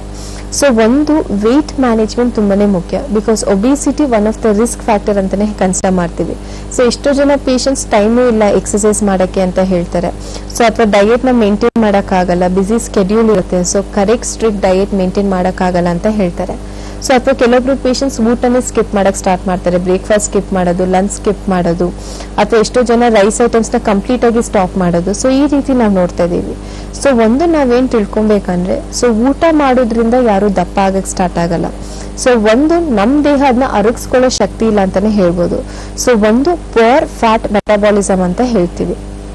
ಸೊ ಯಾರಲ್ಲಿ ಪುವರ್ ಫ್ಯಾಟ್ ಮೆಟಬಾಲಿಸಮ್ ಇರುತ್ತೆ ಅಥವಾ ಯಾರಲ್ಲಿ ಹಾರ್ಮೋನಲ್ ಇಂಬ್ಯಾಲೆನ್ಸ್ ಇರುತ್ತೆ ಅಥವಾ ಮೈನರ್ ಇಶ್ಯೂಸ್ ಆಗಿರ್ಬೋದು, ಸೊ ಅವರಲ್ಲಿ ಅನ್ವಾಂಟೆಡ್ ಫ್ಯಾಟ್ ಡೆಪಾಸಿಷನ್ ಆಗಕ್ಕೆ ಸ್ಟಾರ್ಟ್ ಆಗುತ್ತೆ. ಅಂಡ್ ಇವಾಗಿರೋ ಲೈಫ್ ಸ್ಟೈಲ್ ಅಲ್ಲಿ ನಾವು ಸೆಂಟ್ರಲ್ ಒಬಿಸಿಟಿ ತುಂಬಾ ಕಾಮನ್ ಆಗಿ ನೋಡ್ತಾ ಇದೀವಿ. ಸೊ ಹೊಟ್ಟೆ ಭಾಗ ಆಗಿರ್ಬೋದು, ಸೊಂಟದ ಭಾಗ ಆಗಿರ್ಬೋದು ಅಥವಾ ಭುಜದ ಭಾಗ ಆಗಿರ್ಬೋದು, ಸೊ ಅಲ್ಲಿ ಅನ್ವಾಂಟೆಡ್ ಫ್ಯಾಟ್ ಡೆಪಾಸಿಷನ್ ಆಗಕ್ಕೆ ಸ್ಟಾರ್ಟ್ ಆಗುತ್ತೆ. ಸೊ ಕೈಕಾಲೆಲ್ಲ because of power fat metabolism ಇಂದ ಲೈಪೋಮಾ ಕೂಡ ನಾವು ತುಂಬಾ ಅಷ್ಟೇ ಕಾಮನ್ ಆಗಿ ನೋಡ್ತಾ ಇದೀವಿ. ಸೊ ಅದರಿಂದ ಯಾರಲ್ಲಿ ಬಾಡಿ ವೇಟ್ ತುಂಬಾ ಜಾಸ್ತಿ ಇರುತ್ತೆ, ಅವ್ರ ಹೈಟ್ ಪ್ರಕಾರ ಅವ್ರ ದೇಹದ ತೂಕ ಇಲ್ಲ ಅಥವಾ ಅವ್ರ ಏಜ್ ಪ್ರಕಾರ ಅವ್ರ ದೇಹದ ತೂಕ ಇಲ್ಲ, ಸೊ ಅವರಲ್ಲೂ ಕೂಡ ಆರ್ಥರೈಟಿಸ್ ಸಮಸ್ಯೆ ಬರೋ ಸಾಧ್ಯತೆ ಹೆಚ್ಚಿರುತ್ತೆ. ಸೊ ಮೇನ್ ಆಗಿ ನಾವು ರೂಟ್ ಕಾಸ್ ಮೇಲೆ ಟ್ರೀಟ್ಮೆಂಟ್ ಕೊಡ್ಬೇಕಾಗುತ್ತೆ. ಸೊ ತುಂಬಾ ದಪ್ಪ ಇದೀನಿ ಅಂದ್ಬಿಟ್ಟು ಕಂಪ್ಲೀಟ್ ಆಗಿ ಊಟ ಬಿಡೋದಲ್ಲ, ಅದ್ರ ಜೊತೆಗೆ ಅನ್ಹೆಲ್ದಿ ಫುಡ್ಸ್ ನ ತಗೊಳ್ಳೋದಲ್ಲ. ಸೊ ಕರೆಕ್ಟ್ ಆಗಿ ನಾವು ಅದನ್ನ ಬ್ಯಾಲೆನ್ಸ್ ಮಾಡ್ಬೇಕಾಗತ್ತೆ. ಅಂಡ್ ಅದ್ರ ಜೊತೆಗೆ ಕೆಲವೊಬ್ಬರಲ್ಲಿ ಮಿಸ್ಕನ್ಸೆಪ್ಷನ್ ಇರೋದು, ಒಂದು ನೀರಿನಂಶ ಜಾಸ್ತಿ ತಗೊಂಡ್ರೆ ಅಥವಾ ವಾಟರ್ ಇಂಟೇಕ್ ಮಾಡಿದ್ರೆ ತುಂಬಾ ದಪ್ಪ ಆಗ್ತೀವಿ ಅಂತ. ಸೊ ಡೆಫಿನೆಟ್ಲಿ ಆ ರೀತಿ ಇರಲ್ಲ. ನೀವು ಒಬೀಸ್ ಇದ್ರೆ ವಾಟರ್ ಇಂಟೇಕ್ ಜಾಸ್ತಿ ಮಾಡಬೇಕಾಗತ್ತೆ, ಬಿಕಾಸ್ ವಾಟರ್ ಕೂಡ ಕ್ಯಾಲರೀಸ್ ನ ಬರ್ನ್ ಮಾಡುತ್ತೆ, ಫ್ಯಾಟ್ ನ ಬರ್ನ್ ಮಾಡುತ್ತೆ. ಸೊ ಅದರಿಂದ ಕೂಡ ನೀವು ವಾಟರ್ ಇಂಟೇಕ್ ಇಂಪ್ರೂವ್ ಮಾಡೋದ್ರಿಂದ ಒಂದು ನಿಮ್ ಸ್ಕಿನ್ ಕೂಡ ಅಷ್ಟೇ ಹೆಲ್ದಿ ಇರುತ್ತೆ, ಫ್ಯಾಟ್ ಬರ್ನ್ ಕೂಡ ಮಾಡೋಕ್ಕೂ ಅಷ್ಟೇ ಹೆಲ್ಪ್ ಮಾಡುತ್ತೆ. ಎಸ್ ವೀಕ್ಷಕರೇ, ಇವತ್ತಿನ ನೇರ ಪ್ರಸಾರ ಕಾರ್ಯಕ್ರಮದಲ್ಲಿ ಆರ್ಥರೈಟಿಸ್ ಕುರಿತಾಗಿ ಸಾಕಷ್ಟು ಮಾಹಿತಿಯನ್ನ ಡಾಕ್ಟರ್ ನಿಸರ್ಗ ಅವರು ನಿಮಗೆ ನೀಡ್ತಾ ಇದ್ದಾರೆ. ಡಾಕ್ಟರ್ ಜೊತೆ ನೇರವಾಗಿ ನೀವು ಕೂಡ ಮಾತಾಡಬಹುದು, ಈ ಕಾರ್ಯಕ್ರಮದಲ್ಲಿ ನೀವು ಕೂಡ ಭಾಗವಹಿಸಬಹುದು. ಟಿವಿ ಸ್ಕ್ರೀನ್ ಮೇಲೆ ಕಾಣ್ತಾ ಇರುವಂತಹ ನಂಬರ್ಗೆ ಕರೆ ಮಾಡಿ ಹೆಚ್ಚಿನ ಮಾಹಿತಿಯನ್ನ ನೀವು ಪಡ್ಕೊಳ್ಬಹುದು ಅಂತ ಹೇಳ್ತಾ ಇದ್ವಿ. ಇನ್ನು ಫೈನಲ್ ಆಗಿ ಟ್ರೀಟ್ಮೆಂಟ್ ಯಾವ ರೀತಿ ಇರುತ್ತೆ, ಟ್ರೀಟ್ಮೆಂಟ್ ಎಷ್ಟು ತಿಂಗಳ ಕಾಲ ಟ್ರೀಟ್ಮೆಂಟ್ ನ ತಗೊಳ್ಬೇಕಾಗತ್ತೆ, ಇದ್ರ ಬಗ್ಗೆ ಮಾಹಿತಿಯನ್ನ ನೀಡ್ತೀವಿ. ಡಾಕ್ಟರ್, ಕೊನೆಯದಾಗಿ ಟ್ರೀಟ್ಮೆಂಟ್ ಅಂತ ಬಂದ್ರೆ ಎಷ್ಟು ಮಂತ್ ಅವರು ತಗೊಳ್ಬೇಕಾಗತ್ತೆ? ಸೊ ಟ್ರೀಟ್ಮೆಂಟ್ ಯೂಶಲಿ ವೇರಿ ಆಗುತ್ತೆ. ಸೊ ಫಸ್ಟ್ ಅವರು ಎಷ್ಟು ವರ್ಷದಿಂದ ಸಫರ್ ಆಗ್ತಿದ್ದಾರೆ ಅದನ್ನ ನಾವು ಕನ್ಸಿಡರ್ ಮಾಡಬೇಕಾಗತ್ತೆ. ಸೆಕೆಂಡ್ ಆಗಿ ಆರ್ಥರೈಟಿಸ್ ಸಮಸ್ಯೆ ಜೊತೆಗೆ ಬೇರೆ ಏನಾದ್ರು ಹೆಲ್ತ್ ಇಶ್ಯೂಸ್ ಇದೆಯಾ ಅದನ್ನು ಕೂಡ ನಾವು ಕನ್ಸಿಡರ್ ಮಾಡಬೇಕಾಗುತ್ತೆ. So usually treatment definitely vary ಆಗುತ್ತೆ. ಸೊ ನೆವರ್ದಿಲೆಸ್ ನೀವು ಆಲ್ರೆಡಿ ಟ್ರೀಟ್ಮೆಂಟ್ ತಗೊಂತಿದ್ರೆ ಅಥವಾ ಬೇರೆ ಕಡೆ ಎಲ್ಲರೂ ಟ್ರೀಟ್ಮೆಂಟ್ ತಗೊಂತಿದ್ರೆ, ಸೊ ಎಲ್ಲಾ ತರ ಮೆಡಿಸಿನ್ಸ್ ತಗೊಂಡು ಬೇಜಾರಾಗಿ ನಿಮ್ಮಲ್ಲಿ ಇನ್ನೂ ಆರ್ಥರೈಟಿಸ್ ಸಮಸ್ಯೆ ಹಾಗೆ ಇತ್ತು ಅಂದಾಗ ಸೊ ಹೋಪ್ಸ್ ಕಳ್ಕೊಳ್ಳೋ ಅಗತ್ಯ ಇಲ್ಲ, ಬಿಕಾಸ್ ಹೋಮಿಯೋಪತಿನಲ್ಲಿ ಸಾಕಷ್ಟು ಮೆಡಿಸಿನ್ಸ್ ಇದೆ ಆರ್ಥರೈಟಿಸ್ ಅಲ್ಲಿ. ಸೊ ಮೇನ್ ಆಗಿ ಅಪ್ರೋಚಿಂಗ್ ದ ಪೇಷಂಟ್ ತುಂಬಾನೇ ಇಂಪಾರ್ಟೆಂಟ್ ಆಗುತ್ತೆ. ಸೊ ಈಚ್ ಪೇಷಂಟ್ ಜೊತೆಗೆ ನಾವು ಅಪ್ರೋಚ್ ಮಾಡೋದು ವೇರಿ ಆಗುತ್ತೆ, ಬಿಕಾಸ್ ಎಷ್ಟೊಂದು ಜನರಲ್ಲಿ ಮಾನಸಿಕ ಒತ್ತಡ ಇದ್ದಾಗಲೂ ಸಹ ಆರ್ಥರೈಟಿಸ್ ಸಮಸ್ಯೆ ಬರೋ ಸಾಧ್ಯತೆ ಹೆಚ್ಚಿರುತ್ತೆ. ಸೊ ಮಾನಸಿಕ ಒತ್ತಡ ಅಂದಾಗ ಸಾಕಷ್ಟು ಜನ ಪೇಷಂಟ್ಸ್ ಅಲ್ಲಿ ಸಡನ್ ಆಗಿ ಫಿನಾನ್ಷಿಯಲ್ ಲಾಸ್ ಆಗಿರುತ್ತೆ, ಫ್ಯಾಮಿಲಿಯಲ್ ಇಶ್ಯೂಸ್ ಇರುತ್ತೆ, ಫ್ಯಾಮಿಲಿ ಪ್ರಾಬ್ಲಮ್ಸ್ ಆಗಿರುತ್ತೆ, ಫೈಟ್ಸ್ ಆಗಿರುತ್ತೆ. ಸೊ ಈ ರೀತಿ ಇದ್ದಾಗ ಅವರಲ್ಲಿ ನಾವು ಜಾಯಿಂಟ್ ಕಂಪ್ಲೇಂಟ್ಸ್ ಅಷ್ಟೇ ಕಾಮನ್ ಆಗಿ ನೋಡ್ತಾ ಇದೀವಿ, ಎಸ್ಪೆಷಲಿ ರುಮ್ಯಾಟಾಯ್ಡ್ ಆರ್ಥರೈಟಿಸ್ ಆಗಿರ್ಬೋದು, ಆಸ್ಟಿಯೋ ಆರ್ಥರೈಟಿಸ್ ಆಗಿರ್ಬೋದು. ಸೊ ಈ ರೀತಿ ಇದ್ದಾಗ ರೂಟ್ ಕಾಸ್ ಅಪ್ರೋಚ್ ಮತ್ತೆ ಇಫೆಕ್ಟ್ ಆಫ್ ಸ್ಟ್ರೆಸ್ ನ ಕೂಡ ನಾವು ಕನ್ಸಿಡರ್ ಮಾಡಬೇಕಾಗುತ್ತೆ. ಅಂಡ್ ಹೋಮಿಯೋಪತಿಕ್ ಮೆಡಿಸಿನ್ಸ್ ಮೂಲಕ ಒಂದು ನ್ಯಾಚುರಲ್ ಆಗಿ ನಿಮಗೆ ಬೋನ್ ಸ್ಟ್ರೆಂಥನಿಂಗ್ ಆಗೋ ಜೊತೆಗೆ ನ್ಯಾಚುರಲ್ ಆಗಿ ಕ್ಯಾಲ್ಸಿಯಂ ಅಬ್ಸಾರ್ಪ್ಷನ್ ಆಗುತ್ತೆ, ಜೊತೆಗೆ ನಿಮ್ಮಲ್ಲಿ ರೋಗ ನಿರೋಧಕ ಶಕ್ತಿ ಕೂಡ ಅಷ್ಟೇ ಇಂಪ್ರೂವ್ ಆಗಕ್ಕೆ ಸ್ಟಾರ್ಟ್ ಆಗುತ್ತೆ. ಜೊತೆಗೆ ನಿಮ್ಮಲ್ಲಿ ಸ್ಟ್ರಕ್ಚರಲ್ ಚೇಂಜಸ್ ಏನಾರ ಆಗ್ತಿದ್ರೆ ಅದು ಕೂಡ ಅವಾಯ್ಡ್ ಆಗುತ್ತೆ, ಅಥವಾ ಆಗ್ತಿಲ್ಲ ಅಂದ್ರೆ ಫ್ಯೂಚರ್ ಅಲ್ಲಿ ಸ್ಟ್ರಕ್ಚರಲ್ ಚೇಂಜ್ ಆಗೋದನ್ನು ಕೂಡ ಅವಾಯ್ಡ್ ಆಗುತ್ತೆ. ನಿಮ್ಮಲ್ಲಿ ಆಲ್ರೆಡಿ ಡಿಸ್ಕ್ ಬಲ್ಜ್ ಆಗಿದೆ, ಸ್ಟೀನೋಸಿಸ್ ಆಗಿದೆ ಅಂದಾಗ ಡೆಫಿನೆಟ್ಲಿ ನೀವು ಆಪರೇಷನ್ ಸಹ ಪ್ರಿವೆಂಟ್ ಮಾಡಬಹುದು. ಸೊ ಯಾವ ಗ್ರೇಡ್ ಅಲ್ಲಿ ಇದೆ ಅದನ್ನು ಕೂಡ ನಾವು ನೋಡಿ ಟ್ರೀಟ್ಮೆಂಟ್ ಸಜೆಸ್ಟ್ ಮಾಡ್ತೀವಿ. ಅಂಡ್ ಟ್ರೀಟ್ಮೆಂಟ್ ಜೊತೆಗೆ ಲೈಫ್ ಸ್ಟೈಲ್ ಹೇಗಿರ್ಬೇಕು, ಯಾವ ರೀತಿ ವ್ಯಾಯಾಮ ಮಾಡಬೇಕು, ಸೊ ಇದನ್ನು ಕೂಡ ನಾವು ಸಜೆಸ್ಟ್ ಮಾಡ್ತೀವಿ. ಸೊ ಈ ರೀತಿ ಇದ್ದಾಗ ನೀವು ಆಲ್ರೆಡಿ ಇಂಗ್ಲಿಷ್ ಮೆಡಿಸಿನ್ ತಗೊಂಡಿರೋದಾದ್ರೆ ಇಂಗ್ಲಿಷ್ ಮೆಡಿಸಿನ್ ಡೋಸೇಜ್ನು ಕೂಡ ನಾವು ಟೇಪರ್ ಮಾಡೋಕ್ಕೂ ಹೆಲ್ಪ್ ಮಾಡಬಹುದು. ಅಂಡ್ ಇದ್ರ ಜೊತೆಗೆ ಏನಾದ್ರು ಅಲೈಡ್ ಹೆಲ್ತ್ ಇಶ್ಯೂಸ್ ಇತ್ತು ಅಂದಾಗ್ಲೂ ಸಹ ಅದಕ್ಕೂ ಸೇರಿಸಿ ನಾವು ಟ್ರೀಟ್ಮೆಂಟ್ ಕೊಡ್ತಾ ಹೋಗ್ತೀವಿ. So once and for all ನಿಮ್ಮಲ್ಲಿ ಮಾನಸಿಕವಾಗಿ ಮತ್ತೆ ದೈಹಿಕವಾಗಿ ಪೇಷಂಟ್ ಫಿಟ್ ಆಗಿರ್ಬೇಕಾಗತ್ತೆ. ಸೊ ಇದನ್ನೆಲ್ಲ ನಾವು ಕನ್ಸಿಡರ್ ಮಾಡಿ ಟ್ರೀಟ್ಮೆಂಟ್ ಕೊಡೋದ್ರಿಂದ, ರೂಟ್ ಕಾಸ್ ಮೇಲೆ ಟ್ರೀಟ್ಮೆಂಟ್ ಕೊಡೋದ್ರಿಂದ ಸಕ್ಸಸ್ ರೇಟ್ ತುಂಬಾನೇ ಜಾಸ್ತಿ ಇದೆ ಅಂತಾನೆ ಹೇಳ್ಬೋದು. ಸೊ ಸಿಂಪ್ಟಮ್ಯಾಟಿಕ್ ರಿಲೀಫ್ ಜೊತೆಗೆ ನಿಮ್ಮಲ್ಲಿ ಏನು ಪ್ಯಾಥಾಲಜಿ ಪ್ರಾಬ್ಲಮ್ ಆಗಿದೆ ಅಥವಾ ಕ್ರಾನಿಕ್ನೆಸ್ ಇರ್ಬೋದು, ಸೊ ಅದು ಕೂಡ ಕಡಿಮೆ ಆಗಕ್ಕೆ ಸ್ಟಾರ್ಟ್ ಆಗುತ್ತೆ. ಎಸ್ ಡಾಕ್ಟರ್, ಇನ್ನು ಈ ಟ್ರೀಟ್ಮೆಂಟ್ ತಗೊಳ್ಳುವಾಗ ಪಥ್ಯಗಳನ್ನೇನಾದ್ರೂ ಹೇಳ್ತೀರಾ? ಹೋಮಿಯೋಪತಿನಲ್ಲಿ ಹೆಚ್ಚಾಗಿ ಪಥ್ಯಗಳನ್ನ ಹೇಳ್ತಾರೆ ಅನ್ನೋದೊಂದು ವೀಕ್ಷಕರಲ್ಲಿ ಇದೆ, ಇದ್ರ ಬಗ್ಗೆ ಹೇಳೋದು. ಸೊ ಎಷ್ಟೋ ಜನರು ಅನ್ಕೊಂಡಿರ್ತಾರೆ ಒನ್ಸ್ ಹೋಮಿಯೋಪತಿಕ್ ಮೆಡಿಸಿನ್ ತಗೊಂಡ ತಕ್ಷಣ ಇದನ್ನ ಅವಾಯ್ಡ್ ಮಾಡಬೇಕು, ಕಾಫಿ ಅವಾಯ್ಡ್ ಮಾಡಬೇಕು, ಈರುಳ್ಳಿ ತಗೊಳಂಗಿಲ್ಲ, ಬೆಳ್ಳುಳ್ಳಿ ತಗೊಳಂಗಿಲ್ಲ, ಆ ರೀತಿ ಇರಲ್ಲ. ಸೊ ಫಸ್ಟ್ ನಾವು ಪೇಷಂಟ್ ಕಂಡೀಷನ್ ನೋಡ್ಬೇಕಾಗುತ್ತೆ, ಮೆಡಿಸಿನ್ಸ್ ಮೇಲೆ ಡಿಪೆಂಡ್ ಆಗ್ತಾ ಹೋಗುತ್ತೆ. ಸೊ ಎಲ್ಲಾ ಪೇಷಂಟ್ಸ್ಗೂ ನಾವು ಡಯಟ್ ರೆಸ್ಟ್ರಿಕ್ಷನ್ಸ್ ಅಂತ ಇರಲ್ಲ. ಆಸ್ ಇಟ್ ಇಸ್ ಹೋಮಿಯೋಪತಿಕ್ ಮೆಡಿಸಿನ್ಸ್ಗೆ ಡಯಟ್ ರೆಸ್ಟ್ರಿಕ್ಷನ್ ಅಂತ ಇರಲ್ಲ, ಬಟ್ ಅವ್ರ ಕಾಯಿಲೆಗಳಿಗೆ ಪಥ್ಯ ಅಂತ ಇರುತ್ತೆ. ಸೊ ಆ ಕಾಯಿಲೆ ಯಾವ ಸ್ಟೇಜ್ ಅಲ್ಲಿ ಇದೆ, ಯಾವ ರೀತಿ ಆರ್ಥ್ರೈಟಿಸ್ ಇದೆ, ಯಾವ ರೀತಿ ಅವ್ರಿಗೆ ಕಾಯಿಲೆ ಇದೆ, ಅದ್ರ ಜೊತೆಗೆ ಯಾವ ರೀತಿ ಅಲೈಡ್ ಹೆಲ್ತ್ ಇಶ್ಯೂಸ್ ಇದೆ, ಸೊ ಆ ಬೇಸಿಸ್ ಮೇಲೆ ನಾವು ಅವ್ರಿಗೆ ಡಯಟ್ ಚಾರ್ಟ್ ಕೊಡ್ತಾ ಹೋಗ್ತೀವಿ. ಸೊ ಡೆಫಿನೆಟ್ಲಿ ಎಲ್ಲರೂ ಕೂಡ ಎಷ್ಟೇ ಬಿಸಿ ಸ್ಕೆಡ್ಯೂಲ್ ಇದ್ರೂ ಸಹ ಈ ಡಯಟ್ನ ಅವ್ರು ಮೇಂಟೈನ್ ಮಾಡ್ಬೋದು. ಬಿಕಾಸ್ ಎಷ್ಟೋ ಜನ ಹೇಳ್ತಾರೆ ಬಿಸಿ ಲೈಫ್ ಇರೋದ್ರಿಂದ ನನಗೆ ಡಯಟ್ ಮೇಂಟೆನೆನ್ಸ್ ಆಗಲ್ಲ. ಸೊ ಖಂಡಿತ ನಾವು ಕೊಡೋ ಮಿನಿಮಲ್ ಡಯಟ್ ಚಾರ್ಟ್ ಇಂದ ಡೆಫಿನೆಟ್ಲಿ ಅವ್ರಿಗೆ ಹೆಲ್ಪ್ ಆಗುತ್ತೆ. ಅಂಡ್ ಇದ್ರ ಜೊತೆಗೆ ಈಗ ಎಷ್ಟೋ ಜನರಲ್ಲಿ ವೇಟ್ ಲಾಸ್ ಆಗೋದು ತುಂಬಾ ಕಷ್ಟ ಆಗುತ್ತೆ ಅಂತ ಅನ್ಕೊಂತಾರೆ. ಸೊ ಖಂಡಿತ ಆ ರೀತಿ ಇರಲ್ಲ. ಸೊ ಮನ್ಸ್ ಮಾಡಿದ್ರೆ ಡೆಫಿನೆಟ್ಲಿ ವೇಟ್ ಲಾಸ್ ಕೂಡ ಆರಾಮಾಗಿ ಆಗುತ್ತೆ. ಅದ್ರ ಜೊತೆಗೆ ಹೋಮಿಯೋಪತಿಕ್ ಮೆಡಿಸಿನ್ಸ್ ಕೂಡ ಅಷ್ಟೇ ಹೆಲ್ಪ್ ಮಾಡುತ್ತೆ ಅಂತ ಹೇಳ್ಬೋದು. ಎಸ್ ಡಾಕ್ಟರ್, ಇದುವರೆಗೂ ಕಾರ್ಯಕ್ರಮದಲ್ಲಿ ಭಾಗವಹಿಸಿ ಸಾಕಷ್ಟು ಮಾಹಿತಿಯನ್ನು ನೀಡಿದ್ದೀರಾ. Thank you so much. Thank you. Yes ವೀಕ್ಷಕರೇ, ಇವತ್ತಿನ ನೇರ ಪ್ರಸಾರ ಕಾರ್ಯಕ್ರಮದಲ್ಲಿ ಆರ್ಥ್ರೈಟಿಸ್ ಕುರಿತಾಗಿ ಸಾಕಷ್ಟು ಮಾಹಿತಿಯನ್ನ, ಮಾರ್ಗದರ್ಶನವನ್ನ ಡಾಕ್ಟರ್ ನಿಮ್ಗೆ ನೀಡಿದರೆ. ಇವತ್ತಿನ ಕಾರ್ಯಕ್ರಮ ಎಲ್ರಿಗೂ ಉಪಯುಕ್ತವಾಗಿದೆ ಅಂತ ಭಾವಿಸ್ತಾ ಕಾರ್ಯಕ್ರಮವನ್ನು ಮುಕ್ತಾಯಗೊಳಿಸ್ತಾ ಇದ್ದೀವಿ. ನಮಸ್ಕಾರ.